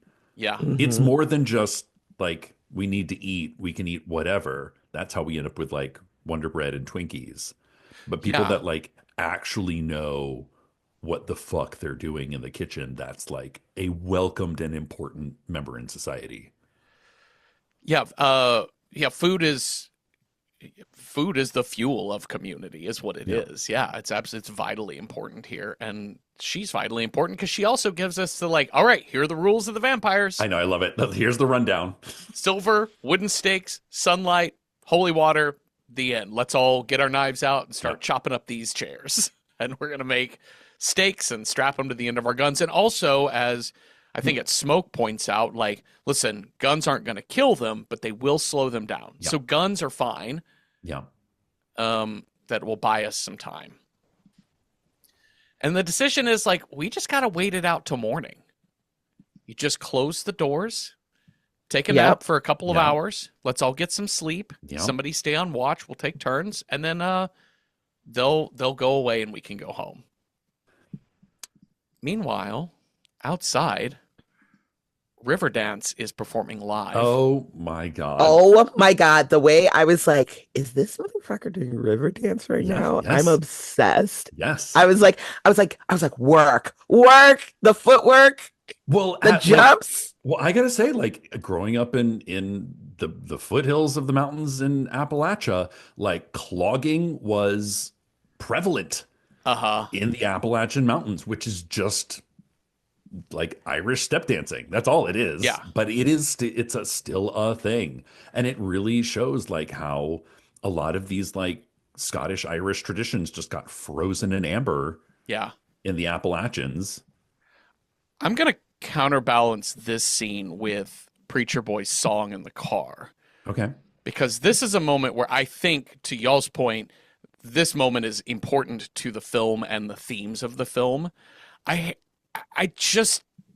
This scene is so CGI'd dark. And it also, as a person who loves dance, and dance on camera is a very particularly hard thing to do. And I will always argue that the best dance on camera is going to be when you hold the camera still and you give a wide stage shot. That is not the way to capture theater on film. Theater on film, you just need to make a movie. You need to do something interesting. But like, I think is it Wim Wenders who directed the Pina Bausch documentary. Some of the best dance on camera ever, because he lets the dance be seen in its natural environment with a steady camera. This camera keeps moving. It's impossible to see what's happening, and it's so clearly somebody else's legs at all times. So I don't actually get to see his whole. No, that's him. That's him. No, but maybe it's him, but there's a lot of just shots of just the legs. And all the time I'm like, show me the dancer, because I don't buy it. I don't, because one, like all modern CGI movies and all 21st century movies, everything's so dark. So anyways, I just thought it was really, really clunky. It felt very like AI produced dance. It was like, I totally see what you're. Give me an Irish jig. Yeah, I totally see what you're saying. I do wish we had seen more of his like full body. Like we didn't need the sweeping, the sweeping, whatever. I would have preferred to see like more of the type of cinematography where you saw like all the people kind of dancing around in a circle, but like him in the middle, like dancing, but like from back. I would have appreciated that more too. Wicker Man. Like let it be like more Midsommar, like let it be like a big pagan field dance. Yeah. And that's I was missing the bravado of the dance, because it just felt produced by the camera. This was always my thing when I would go see like this like any kind of like Stepped Up or whatever, like it's just like hold the just let me see these beautiful people performing this thing. I totally get that. But the only reason I did look that up, because I was like, was that him dancing? But I did look that up, an interview with him, and he was like, I actually had to take like, that's awesome. I like Irish dance, like back when he was a kid, he had to take it. As a person who's lived in Chicago most of my life, that is the Southside Irish are a huge thing here, and it's a rite of passage that you go through, like all these girls with these weird little curly hair wigs, and like traditional Celtic outfits doing Irish dancing. It's very cool, but it's like there's whole like clubs and like dance schools and stuff like that have them like very prevalently. So I was like, watching that as I was growing up, like, so like watching all the feet and the like jumps and the kicks, and I was like, ah, memories. But yeah, I agree. I do wish we had seen more of him like Yeah. fully Yeah. doing it. But I love the music that's playing. I love that this dance is here because music and dance, again, Yeah. early forms of language, early forms Yeah. of ritual expression, and yeah, kind of early forms of religion as well. Yeah. And it's this Yeah. thing that brings all of the vampires together. Uh, Hmm. and then now they're going to work on negotiation, going back to a Yeah. theme of negotiation throughout this movie is you say I say 10 cent, you say 20 cent, I say, Hmm. whatever, 15, done. So Remick is offering to the humans left in this juke joint, in this sawmill, he's like, hey man, peace.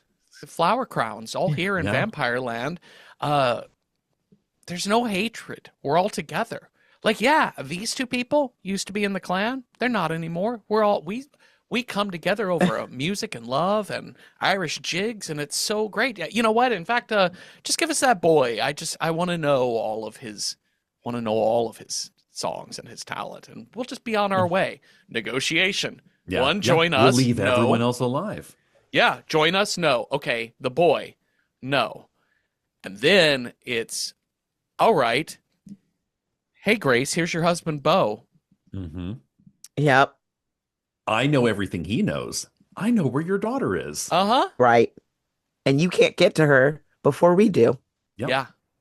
So, Which is why, like, Grace's decision is like, I think everybody on just went, no. Yeah. But it's a fucking choice. It is a fucking. right. I laughed Like, it's so hard because I was like, Leroy Jenkins. Do y'all know this reference? Do you remember Wait. this video? Oh, it sounds so It's a familiar. World of Warcraft video from like No. 2006. Oh no. It is a. It's all just the screen of a group of players online over headsets playing World of Warcraft, and they are standing out talking about the raid onto this castle that's filled with dragons. Okay. And they're like, okay, so the thing is, we're going to do this, and we've got to get this thing, and the order of operations, and one of the guys just goes, Leroy Jenkins, and he charges in, and you just hear one other guy go, he just charged into, oh, fuck, here we go. And then they all run in and now get we're destroyed committed. Yeah. by Yeah. the dragons. And it's such a funny bit of, of people just going ape shit, and she's so mad Yeah. that she just jumps the gun. They're not ready for Yeah. this shit. Right. Right. Well, and she even says before, like, she's like, you're a soldier. You should, Yeah. Uh-huh. like, make us a plan so we can blah, blah, blah. But, in a way, like, the sad part of it is that she put her needs and desires above Yes. the communities, Yeah. which some people will also say that, like, sometimes that happens with allies, Yeah. right? Mm. Yeah. And it's like if they're being threatened in a way, it's like they'll take it upon themselves to do what they have to do for It's like them. when my Right. family, the fact that my family is involved is now more important than all of your Right. families Yep. Right. Or all of your Right. lives. or Yeah. all of your lives. And Yeah. but in a way, like, did it need to happen? Like, kind of. Like, Well, it would have here's been. my thing. This is what I was thinking Yeah. about. Like okay, so we've got Salem's Lot, From Dusk Till Dawn is Mhm. like another, like, this movie has a lot of similarities too. And Very the idea much. of like the vampire movie, you do kind of hit a stalemate in your vampire movies oftentimes Yeah. because it's like, we're inside, you're outside. Let's just wait it out. Yeah. Right. Which And is either kind somebody's of a got to, boring like, movie. right, we need a catalyst one way Yeah. or the other. Like, so either we can wait until the morning and then Mhm. try and find where they're sleeping Yep. and kill them that way when they're weakened, or are they going to push our hand by being like, okay, our The next tactic is psychological to attack. fuck up the rest of the town. Right. Yeah. It's like, okay, if we can't get you, eventually they're going to move somewhere else and hurt other people in Yeah. this potential Yeah. community. Yeah. Yep. Right. So With like all the it's- combined knowledge that they have I from know. everybody Yeah. that they've sucked up. Yep. Okay. This fucking action sequence when they finally This is a come- lot. It's a lot, and then it's nothing at all. I Yeah. think. It's My hard to problem is- believe he directed Black Panther, which is such a great superhero action movie. Mhm. That this scene is so, I have no idea what happens in this scene, Yeah. and I'm like, I don't know who are all who these people dying? are. I mean, I understand we've got a horde of vampires coming in. Like, this is Yeah. the setup here is Alamo, right? You've got Yeah. 2,000 soldiers versus It's like 200. 40 against 6. But then I'm like, other than like Grace immediately gets somebody and catches them on fire and herself and I think Well, dies. that's her Oh. husband. Yeah.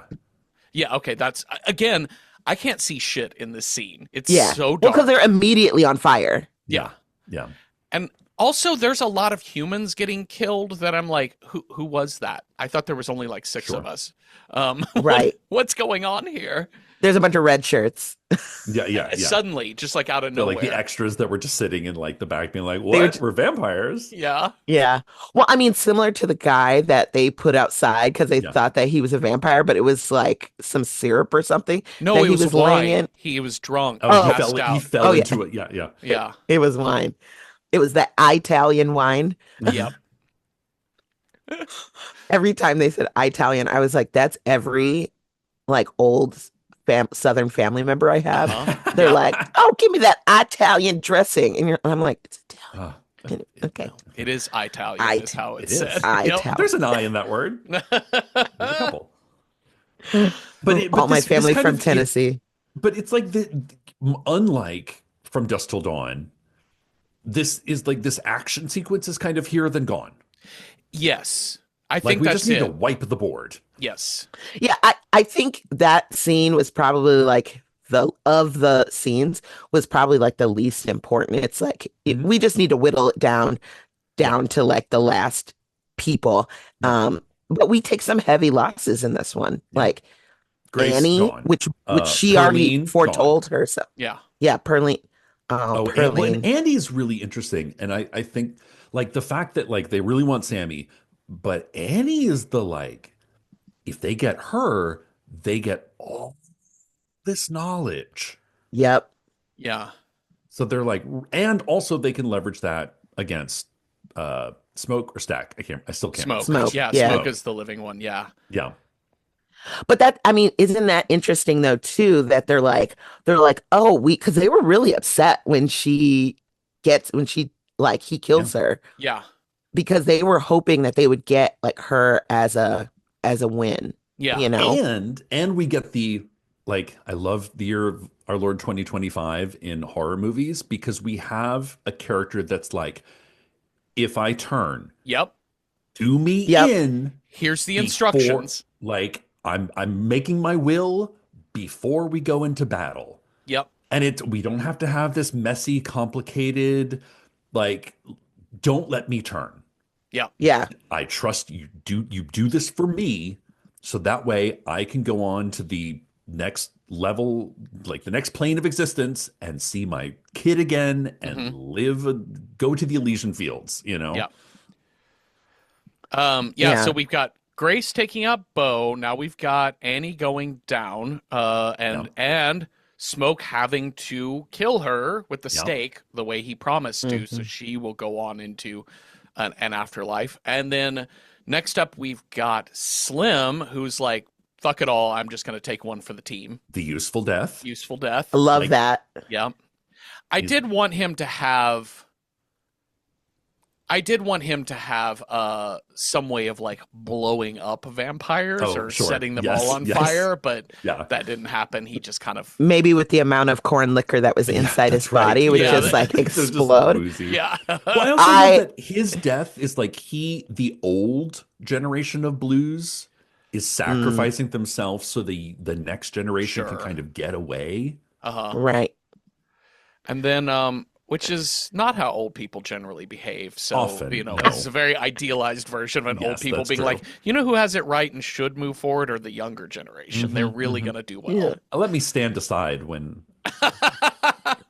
and just quietly. And then so now we're down to Sammy, Smoke, Mhm. and Perline, and we've gotten in. And That's so right. Stack is in there one-on-one with Smoke, and Remick has made Right. his way upstairs into the loft to take on Sammy, but he gets Perline in the process. Perline. Yeah. Yeah. Smoke has Stack pinned down, and he just tells Sammy, fucking just run. Yeah. We've gotten a lot of them. I think you're free. Get the fuck out of here. And I will tell you that I think, to me, the biggest horror movie type of response I got was when he jumps out that just one floor I window know. onto the ground. I was like, I oh, was like, oh, Oh, my knees. Oh, That my was the knees. way great. the thud Yeah. of him, like I jumped. I was like, oh, unbelievable. No. that got me, gal. Yeah. That got me good. And he makes a run for it, but Remick flies his ass all the way out to this pond. And we get kind of a baptism. Baptism? Yeah. Vampire baptism? Yeah. Vampire baptism. Well, I was Which- like, ooh, is he gonna like bless the water? I know. Make I the was like, water it's all going to be holy water. Yeah. water? Yeah. But Preacher no, boy. and I love this idea that like he starts saying the Lord's Prayer, and the vampire just says it with him. Yeah. Yeah. And not so I it's love like that. this whole thing of like vampires afraid of crosses, like Christianity is the ultimate tool Yeah. against vampires. And he's like, nope, I've heard these before. That's the Yeah. that's the prayer of my oppressors is basically what he tells When they him. took Right. my land, Uh-huh. they said this, and you know what? It gives me some comfort to say it every now and then. And I was Yeah. like, oh Uh-huh. shit. Yeah. The power of Christ compels you. Does I it, know. Jay? Does it? Does it? It compels you to do what? Yeah. But you know what does compel you? A guitar to the head. Dude, the silver, the fire, the The vampire fire tornado. Oh, that did it for me. The scream I scrumped in that Uh-huh. theater, I was like, yes. Well, I love I it was like that, hitting my friend. I was like, so well, I because love the you fire thought- tornado because it's like Mhm. something that could happen in nature. You know, like it had a natural, unnatural look. It's kind of like a Mhm. eclipse. Mhm. Like given the right set of circumstances, this is something that you could see, like a will-o'-the-wisp that like looks unnatural but could be caused by nature, as Yeah. opposed to like just vampires exploding, which Uh-huh. we get a lot of that as well. But it Exploding. has this sort of like pillar of fire kind of feel to it. We should say that it wasn't Sammy that caused this because Smoke is who shows up somehow unforeseen by any of the vampires into the Right. middle of the He pond. just sneaks around. They're all because they're all like They're all distracted by- aching. Well, because he hits them in the head with the guitar, so they're all Yes. feeling that pain. Because he's their leader. So like Yeah. all of that pain. And so in that He chaos, feels. I feel it. they Mhm. feel it too. And so Smoke makes his way down there and then gets Remick right through the chest. Right in the with heart. right in the heart. Yeah. The wooden stake. And then we get that. And then the whole time I was like, where are the vampire hunters? I really was convinced. I was like, oh, vampire hunters This are is- coming out yeah. to save the day. Oh, yeah. Nope. Yeah, it was like, No. come on, Choctaw, let's No. go. Because honestly, Oklahoma! they're like, we tried our best. Good luck. Yeah. No. Yeah. But So- all the vampires explode because it's daylight. Yep. And we return back home. And but not before Smoke and Sammy have kind of a moment together. Mhm. Yeah. And Stack had told Sammy earlier that guitar, which is now smashed, only the neck remains. Yeah. He had told him earlier that it belonged to, I forget the name that they say, but legendary blues musician in Chicago. They had stolen it from him. And Smoke says, no, that's not true at all. That was our dad's guitar. Right. And, Smoke makes a strong case for Sammy to like, just go home and sing in your church. Yeah. Yeah. You don't need to wander around and do all this shit. And Sammy is like having none of that. He's like, Yeah. no, Yeah. I'm going to go back to the church. And as his father, opening scene, let Yeah. go of the guitar, Sammy, let go of the guitar, repent from your sins. Well, that's And he never lets it go. Like before the vampire melee went down, Uh-huh. that's something that he said to Sammy, which is like, I've met Yeah. a lot of musicians. None of them are happy. Mm-hmm. Right. Like, don't think like the music feels so good, but you're going to have to sacrifice a lot. Yeah. And Sammy's willing to do that Yeah. for what he wants to pursue. Um, I I did find it very interesting when I was thinking about like he was like, oh, it was our dad's guitar because the twins' dad Mhm. and Sammy's dad are brothers. I wondered if they were twins Mm. too. Oh, interesting. Do you know what I mean? Because they Yeah. said Yeah. their dad was evil and Yeah. bad, and the other dad was like, and Kind of Sammy's dad was he like went the this church preacher, route, and right? then So one I went wonder the Yeah. if, right? Do you know what I mean? Or maybe they could have just been brothers and they just Mhm. had separate paths or whatever. But like, I just thought that was interesting. Yeah. Hmm. The brother dynamic. Yeah. I also remembered what the second final Oh, scene was. Oh, yes. please tell us. Yeah. And The it because it post credit relates scene. to the post credits. Stay to the end. It's Sammy in the church before any of this goes down, playing This Little Light of Mine Oh, on the okay. guitar, but then he does like a real bluesy sort of Okay. riff to it. Okay. And it just says even more about like how committed he is to blues music, Mhm. and that's it. I thought the first cutscene was the best one. It gave Oh, a Yeah. little bit more insight. But I did like that too. It was just another way to also feature Sure. this young guy's voice, which was very good. so I wrote down right at the moment that Smoke and Sammy are splitting ways. I was like, epilogue Mhm. is what I wrote in my notes at this point. Mhm. Nope. We are Epilogue. just in Act 4 of 5, you guys. One of three epilogues. Yes, and because we follow Sammy back to the church Yeah. and get this whole scene, but we also decide, you know what other movie we can be inspired by? Rambo: First Blood. Yeah. Yep. It's like, oh, remember And when good. this? Like, Because they did say Yeah. like Remick did say he's like they have plans like that's true. they have plans to come back and Like, like I know their take this from mind. you. Their Right, because I uncle was is the right, Grand Dragon. They're gonna right. fuck you up tomorrow morning. Yeah, Don't you want to be vampires and like get the fuck out of here? yeah, And they had mentioned Stack and Smoke were like, oh man, we should have brought the box in like Yes. Yeah. earlier Yeah. before the Check vampires off the attack. box. But they were like, no, it's fine. And you're left going, what box? And What's in then the we box? find What's out in the what box? box. yeah. What's in the box? It's a bunch of guns It's a and bunch of guns. army It's stuff. like it's like military grade guns. Love the Tommy gun situation. Yeah. where Love they're seeing a like, Tommy "Ba, gun. ba, ba, ba, ba, ba." As a I kid, I was thought not, the Tommy gun was the coolest gun in the world. The Oh, yeah. round clip Yeah. on the front. Yeah. yeah. I'm not mad about that scene at all. I'm like, even if it did, you're just like, oh yeah, you gotta take a reckoning out of these guys. But it was a quick little, I'm gonna Yeah. kill all you motherfuckers sort of situation. Yeah. Even though he died too. It.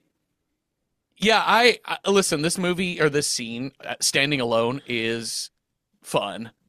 I just was like, what are we doing?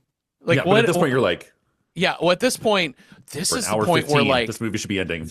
one of the things about watching a movie in a theater is you kind of absorb everyone's energy, and every now and then yes. you get into a theater where everyone is having an absolute blast. And I got into a theater full of very restless people. And like Oh. the people in front of me and to my right were on, they just like the woman in front of me, straight out woman, like 20 or something, straight up just got her iPad out, was just like What? surfing things. And people were just like, the guy next to me was just like, he was having fun. And then we reached this point and he was like, he's like checking his phone for the time, and then he's like talking to his day. So yeah, the theater just kind of got restless. And I just, this scene to me is so much fun that he's doing like a Django, like a Quentin Yes. Tarantino revenge porn Yeah. sort Yeah, of yeah, thing. yeah. But I'm like, these guys, I know that the overarching villain here is racism, but also like these guys haven't been in the movie. I'm also Yeah. confused why they know it was going to be a juke joint. Why didn't they show up for the juke joint party? No, Also, because Well, they can't those kill guys are cowards. everyone. They never want They to. can't kill yeah, Yeah. everyone. Yeah, and they There's like, but only they can like take 10 of on two them. people. yeah. And Yeah. also, I was just like, I know the Klan is filled with hillbilly redneck idiots, and the whole Mm. concept of it is stupid. But like, they know who these guys are, right? Like, they're not just gonna like, Yeah.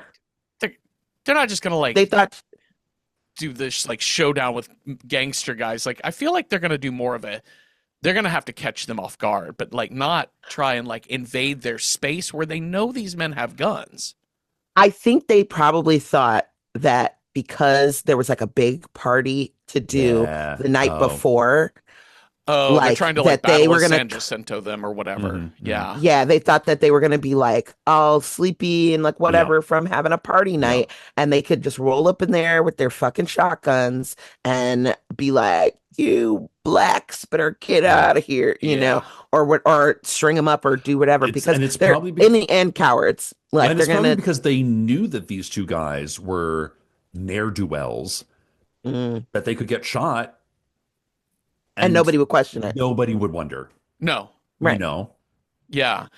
I just yeah, I also was like I wanted like I wanted them to bring like the sheriff because I feel like that's what more of a Klan thing to do is Mm. like bring the Mm. sheriff. I don't know. There's just a lot to like how the Klan can play into this movie, and this was just like introducing a villain almost out of nowhere at the Yeah. end for him to have this gloried death. And I don't know, just it felt out of place to me because I'm like, you have this really smart movie, and you kind of avoided the full dusk till dawn bit when a Yeah, lot more yeah, yeah, Salem's Lot. And then suddenly here I was just like, oh, we went first blood. We are John Yeah. Rambo now. One man against 10. I think they were I think honestly that they were trying to be like, well, Smoke can't survive in the end. They didn't Yeah, want him They that's to needed it. to kill him, survive and in the this They was needed to a kill him. fun way to do it, I and guess. right, and I thought it was a way to get him out, and but like also like he was able to kind of have what he actually wanted, Mhm. Yes, you know, just to which meet was his this wife and baby on the other end. right to have his And yeah on the side, yeah. after like at the next scene, we know that he's protecting his brother and Mary in the Oh daylight. yeah, Yeah. So they can like hide and then go off and live their vampire ways. Yeah. Yeah, so after Smoke kills off all of these racist rednecks, it gives him a chance to die, but not at the hand of at the hand of the white man, but like fully on his own choice, on his own Yes. volition, and he takes all of these Right. motherfuckers out, and in the process kind of sees he sees Annie and he sees Mhm. their baby on the other side and goes Mhm. with them. The end credits. Nope, just kidding. 1992, Chicago, Illinois. Symphony, do you know what My bar birthday. this is? What do I you know was what bar 12. this is? I think it's Buddy Guy's actually. It's buddy guy. Okay, Yeah. this is bar? Because yeah. Yeah, I think it's Buddy Guy's bar. Yeah. Okay. But they just yeah. But I don't actually know if they actually shot it there. Like if they actually shot on location. But Buddy Guy does have a bar here in Chicago, Mhm. a club where he plays like Oh, nice. all the time. He's like 85, 82, Yeah. something Sure. like that. He's like still doing it. Yeah. I actually saw so one of the people that I dog 88. sit for was his assistant for like Oh, wow. 5 years or something like that. And so she has like a lot of like, you know, memorabilia and whatever. And I saw this video. I've seen this video of him where he's got a glass of whiskey or something in his hand, but he's playing with his other hand. Mhm. It's literally insane. And he's just like chatting, playing, holding a whiskey. And I'm like, now that guy knows what's up. Uh-huh. That guy knows what's up. Yep. But in this scene, they've got even a neon version of Buddy Guy. I say that with quotation marks. Mhm. Sammy, with the scar, the facial Yes. scar, and all that stuff. And he's finished another amazing set at his bar. But who It's is like asking to be let in. Dwayne Wayne. somebody here wants to. I know somebody here wants to pay Wayne, $200 Wayne, and Dw- Whitley. with Dwayne the Wayne flip and up Winona Ryder from Heathers. sunglasses. Yep. Oh Oh, God, this yeah, Cecil, right? The style is so good here. I love they went full he's wearing 92. this Cosby sweater. Yeah. Yep. Is it Coogie? Coogie. Yeah. Coogie? Amazing. Yeah. It's great. Yeah. It's great. And she's with her lollipop and I like know, all right? this stuff. Yeah. Also, please, you guys, I really need a set of vampire grills. Like, Oh, I guess that the did vampire anybody teeth else were notice that? great Uh-huh. in this. Yeah. It was awesome. Well, they didn't do the traditional just the two Yeah. that they can flip out. They It's kind of did the like, like arch of yeah. tooth. Oh yeah. You got the one that's right next to your big teeth, Yeah. and then the incisors, and they both go down and down, kind of like a I cascade. feel like 30 Days of Night did like a similar look Yeah, where they're Yeah. vampires. it's more a ripping mouth Yeah. than a Like it's Yeah. more bite and sucking. animal. Yeah. Rather than the two Yeah, cute little punctures. but I do enjoy the idea of a grill fang. That's cute Yeah. as Yeah. hell. Yeah. Am I gonna get a set of those? Maybe, Maybe. And this is maybe. where we learn that Smoke had made a deal with Stack. Said, I will let your vampire ass live if you leave Sammy alone.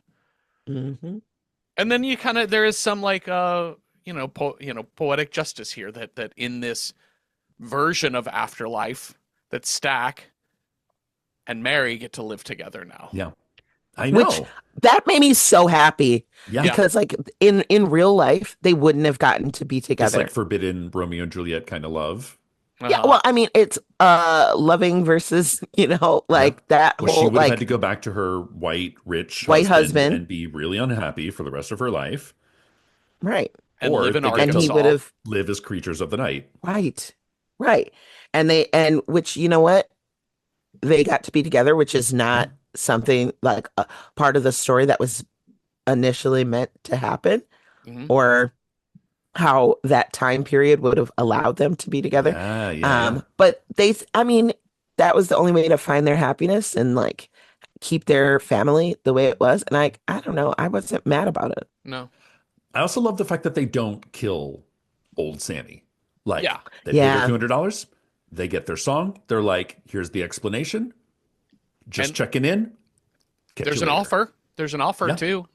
I know they're yeah. like, hey, To, Yeah. do you want to maybe you can come join our vampire clan? you Again, won't be like sick anymore. there's Yeah. a salesmanship and a negotiation that happens, and he says no. He wants to go Right. out on his own human terms. But he does tell them that they're like before all the vampire stuff, like that was the greatest night of my Best life. day of my Yeah. life. Yeah. And that really was nice and It warmed my was. heart. Yeah. Yeah. So I like that a lot. The end. Shall we rate this film? Yes, let's. Yeah. All right. For horror approachability, how approachable is Sinners? Oh, listen, like on a scale of 1 to 10, 1 being not at all approachable, 10 being super approachable. I mean, like 7.5 out of 10 jars of pickled garlic. I mean, it's bloody. It's got some jumps in it, but I think it's more of like dark action film than horror film. Yeah, I think it's got you're gonna see a lot of blood, but also I don't know. It's not gory per se, Yeah. and it's not graphic. It just is. I mean, cornbread, His face gets he pretty makes fucked quite up. the vampire once his neck is torn out. Yeah. So there's, I guess, some gore, but I don't know. It just feels a little bit more stylized action movie than it does like real horror. Yeah. So I think it's fairly approachable if you can handle the blood and like more action movie style violence than anything else. And content warning, I guess, for animal death and just straight up racist bullshit happening throughout. So there's that. To speak nothing of approachability, Cecil, what do you rate this movie as a horror film in general? As a horror film, this is a pretty darn good one. I think it knows the horror films that it kind of took from, but had something much more interesting to say about this one story. Like, this is a time and a place, and we're going to get this story that could not happen in any other time and place. I love the fact that it's a low-key musical. And it's Uh-huh. about, like, you don't get many horror movies centered around music. And I think that's amazing. Yeah. Production value is excellent. So I'd say, like, maybe because it's not as scary, I'm going to knock it down to like an 8 out of 10. Okay. Symphony, do you have anything you would like to rate this movie on Yeah. vampire lore? As yeah, as far as vampire lore, I would give this I like that they added to vampire lore and things about them, um, getting rid of the fear that vampires have of religiousness or Christianity in Yeah. general. Loved that. I'm gonna give this 9 out of 10 vampire spittle. Ugh. Um, Ugh. I know that I was shook, girl. That's To my Also, porn. Yeah, that's my porn when search. she was like, Vampire when she's drool. like, "Do you want to taste it?" Blech. I was like, "Girl, you spit in that man's mouth." I I was like, audibly I made a noise when she did that. When I just went, oh, Yeah. and then I I felt was really like, bad "Ooh." because I'm like, oh, I'm in a public space and I don't want to shame anyone who likes that sort of thing. I just had a visceral So, yeah. reaction. So I'm gonna give this 9 out of 10 freaky ass vampires. Um, because oh boy, Yeah. my pearls were clutched, mama. All right, let's figure out what movie we are going to watch next. Cecil's got a scare die, I've got a style die. We will roll those up, see what movie matches those two things. Cecil, on your scare die, if we roll a 1, it's haunted. 2, it's a bad mom or bad dad. 3, a cryptid. 4, wild card, whatever we want in a scare. 5, alien. Or 6, witchy. What is our scare? That's a 1. Haunted. Ooh. All right, we're going to match up your haunted with my style. If I roll a 1, it's got to be a black and white film. 2, it's got to be something set in and around a school. 3, it's got to be a movie for the squeamish, something very approachable horror-wise. 4, a movie from the 2020s. 5, horror homework, like essential horror movie viewing. 6, it is a movie that is in Espanol. Here we go. I got a 2, School Days, Haunted. Okay. We wrote down a few ideas here, Cecil, but also we have a Letterboxd account. We're at Random Horror 9 on Letterboxd, and you can see lists of all of the possible die roll matchups and maybe contribute some thoughts you might have to those possible matchups. So, Cecil, we wrote down. Well, I think I wrote these down. We have Oz Perkins, the Black Coat's daughter. Yes. This is a haunted-y film, and also it is set in a boarding school. Yeah. So Those boarding schools are creepy. I've heard good things about this movie. I have too. I think this is the one that kind of put him on the map as Mhm, a mhm. director. Another one we have here is, hold on, let me pull this up. Ooh, Korean lesbian high school. Yes, this is Memento Mori. This is a South Korean, a Korean film. Ghost of a lesbian high school girl takes revenge on the people who used to bully her. Uh-oh. Whoa. Ghosts and school, Queer ghost lesbians. revenge. Yep. One drawback to this is it is only available on Canopy. I don't even see it available for rental. I can't watch Canopy. So that's going to My be library real does limiting. not participate. Yeah. And then also I put down The Awakening, which is a 2011 film. This is a British film. Post-war England, a writer and Yeah. sometime ghost hunter investigates a reported haunting at a boys' boarding school. I've seen this one. Have you seen this one? It's okay. That seems to be the general consensus. It's 64% Like I on love Rotten Dominic West. Love Yeah. Imelda Staunton. I was like, it's tropey. It's You know what I'm saying? English it's and ghosty. Yeah, it's a lot of tropes that they strung together. It's fine. It's totally fine. Let's see what people on Letterboxd had to say, Cecil. King and Commoner recommends Presence from 2025. High school is convinced, not convicted, convinced her family's new home is haunted by the ghost of her recently deceased friend. A film where the camera is the ghost's point of view. That sounds kind of interesting. We're going to get into, I'm noticing that this was one of the hard times of looking these up. We're getting to get into a lot of things where the people in the movie happen to be high schoolers or college kids, but not Yes. in a school. Yes. Right. So So, something like Talk to Me, which is non-Beanery's recommendation, is uh-huh, about a group of students messing around with contacting the dead. Obviously, nothing goes wrong there. true. But is it in a school, or Yeah, just does it have No. teenagers? yeah, No, yeah. most of But I that will happens say, like, yeah. but okay, here's a good one. Book of a Huggabugda Yes, says maybe a stretch, but It Chapter 1, yes. Pennywise is haunting the town of Derry, and we kind of see them in school? Yes, we do. We do see them in school. It at least deals with them being students and trying to Yes. be normal kids Mhm. in that way. Yeah. Let's see. What else? I might cull some of these down. Yeah. Shannon C. recommends Detention from 2019. Oh, 1960s, two classmates go looking for their missing friends and teachers, all of whom took part in an illegal book club, oh, only to come face to face with ghost and deformed monsters who've taken over their school. that's fun. Uh, I like forbidden books, like as Uh-huh. the catalyst to mhm. be haunted. Half Price Horror recommends Lady in White from 1988. I've heard of The Woman in Black, but this is the Lady in White. It's the A boy American gets version. shut. A boy gets shut in his school and sees a ghost, which leads him to a mysterious murder in the town's past. Moody, atmospheric, emphasis on lost innocence of childhood as the supernatural. That sounds kind of interesting. Yeah. Sorry. Somebody, you can cut this out. Ba-ba-ba-ba-bum.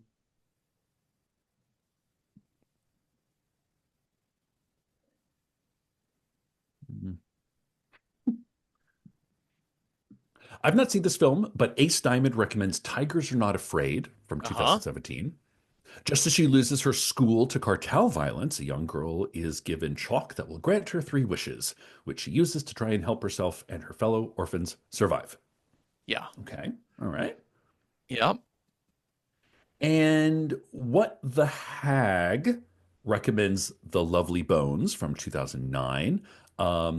Students, after being brutally murdered, a 14-year-old Susie Salmon watches from heaven over her grief-stricken family and her killer, and she observes their daily lives. She must balance her thirst for revenge and her desire for her family to heal. Interesting.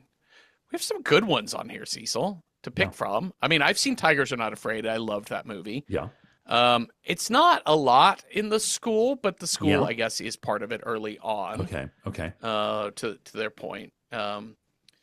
So I think I've not seen. Lady in Have you, White you've sounds seen Talk? interesting. You've seen Talk to Me, I've right? seen Talk to Me. So they're students, they're high schoolers, but Yeah. is it really take place in a school?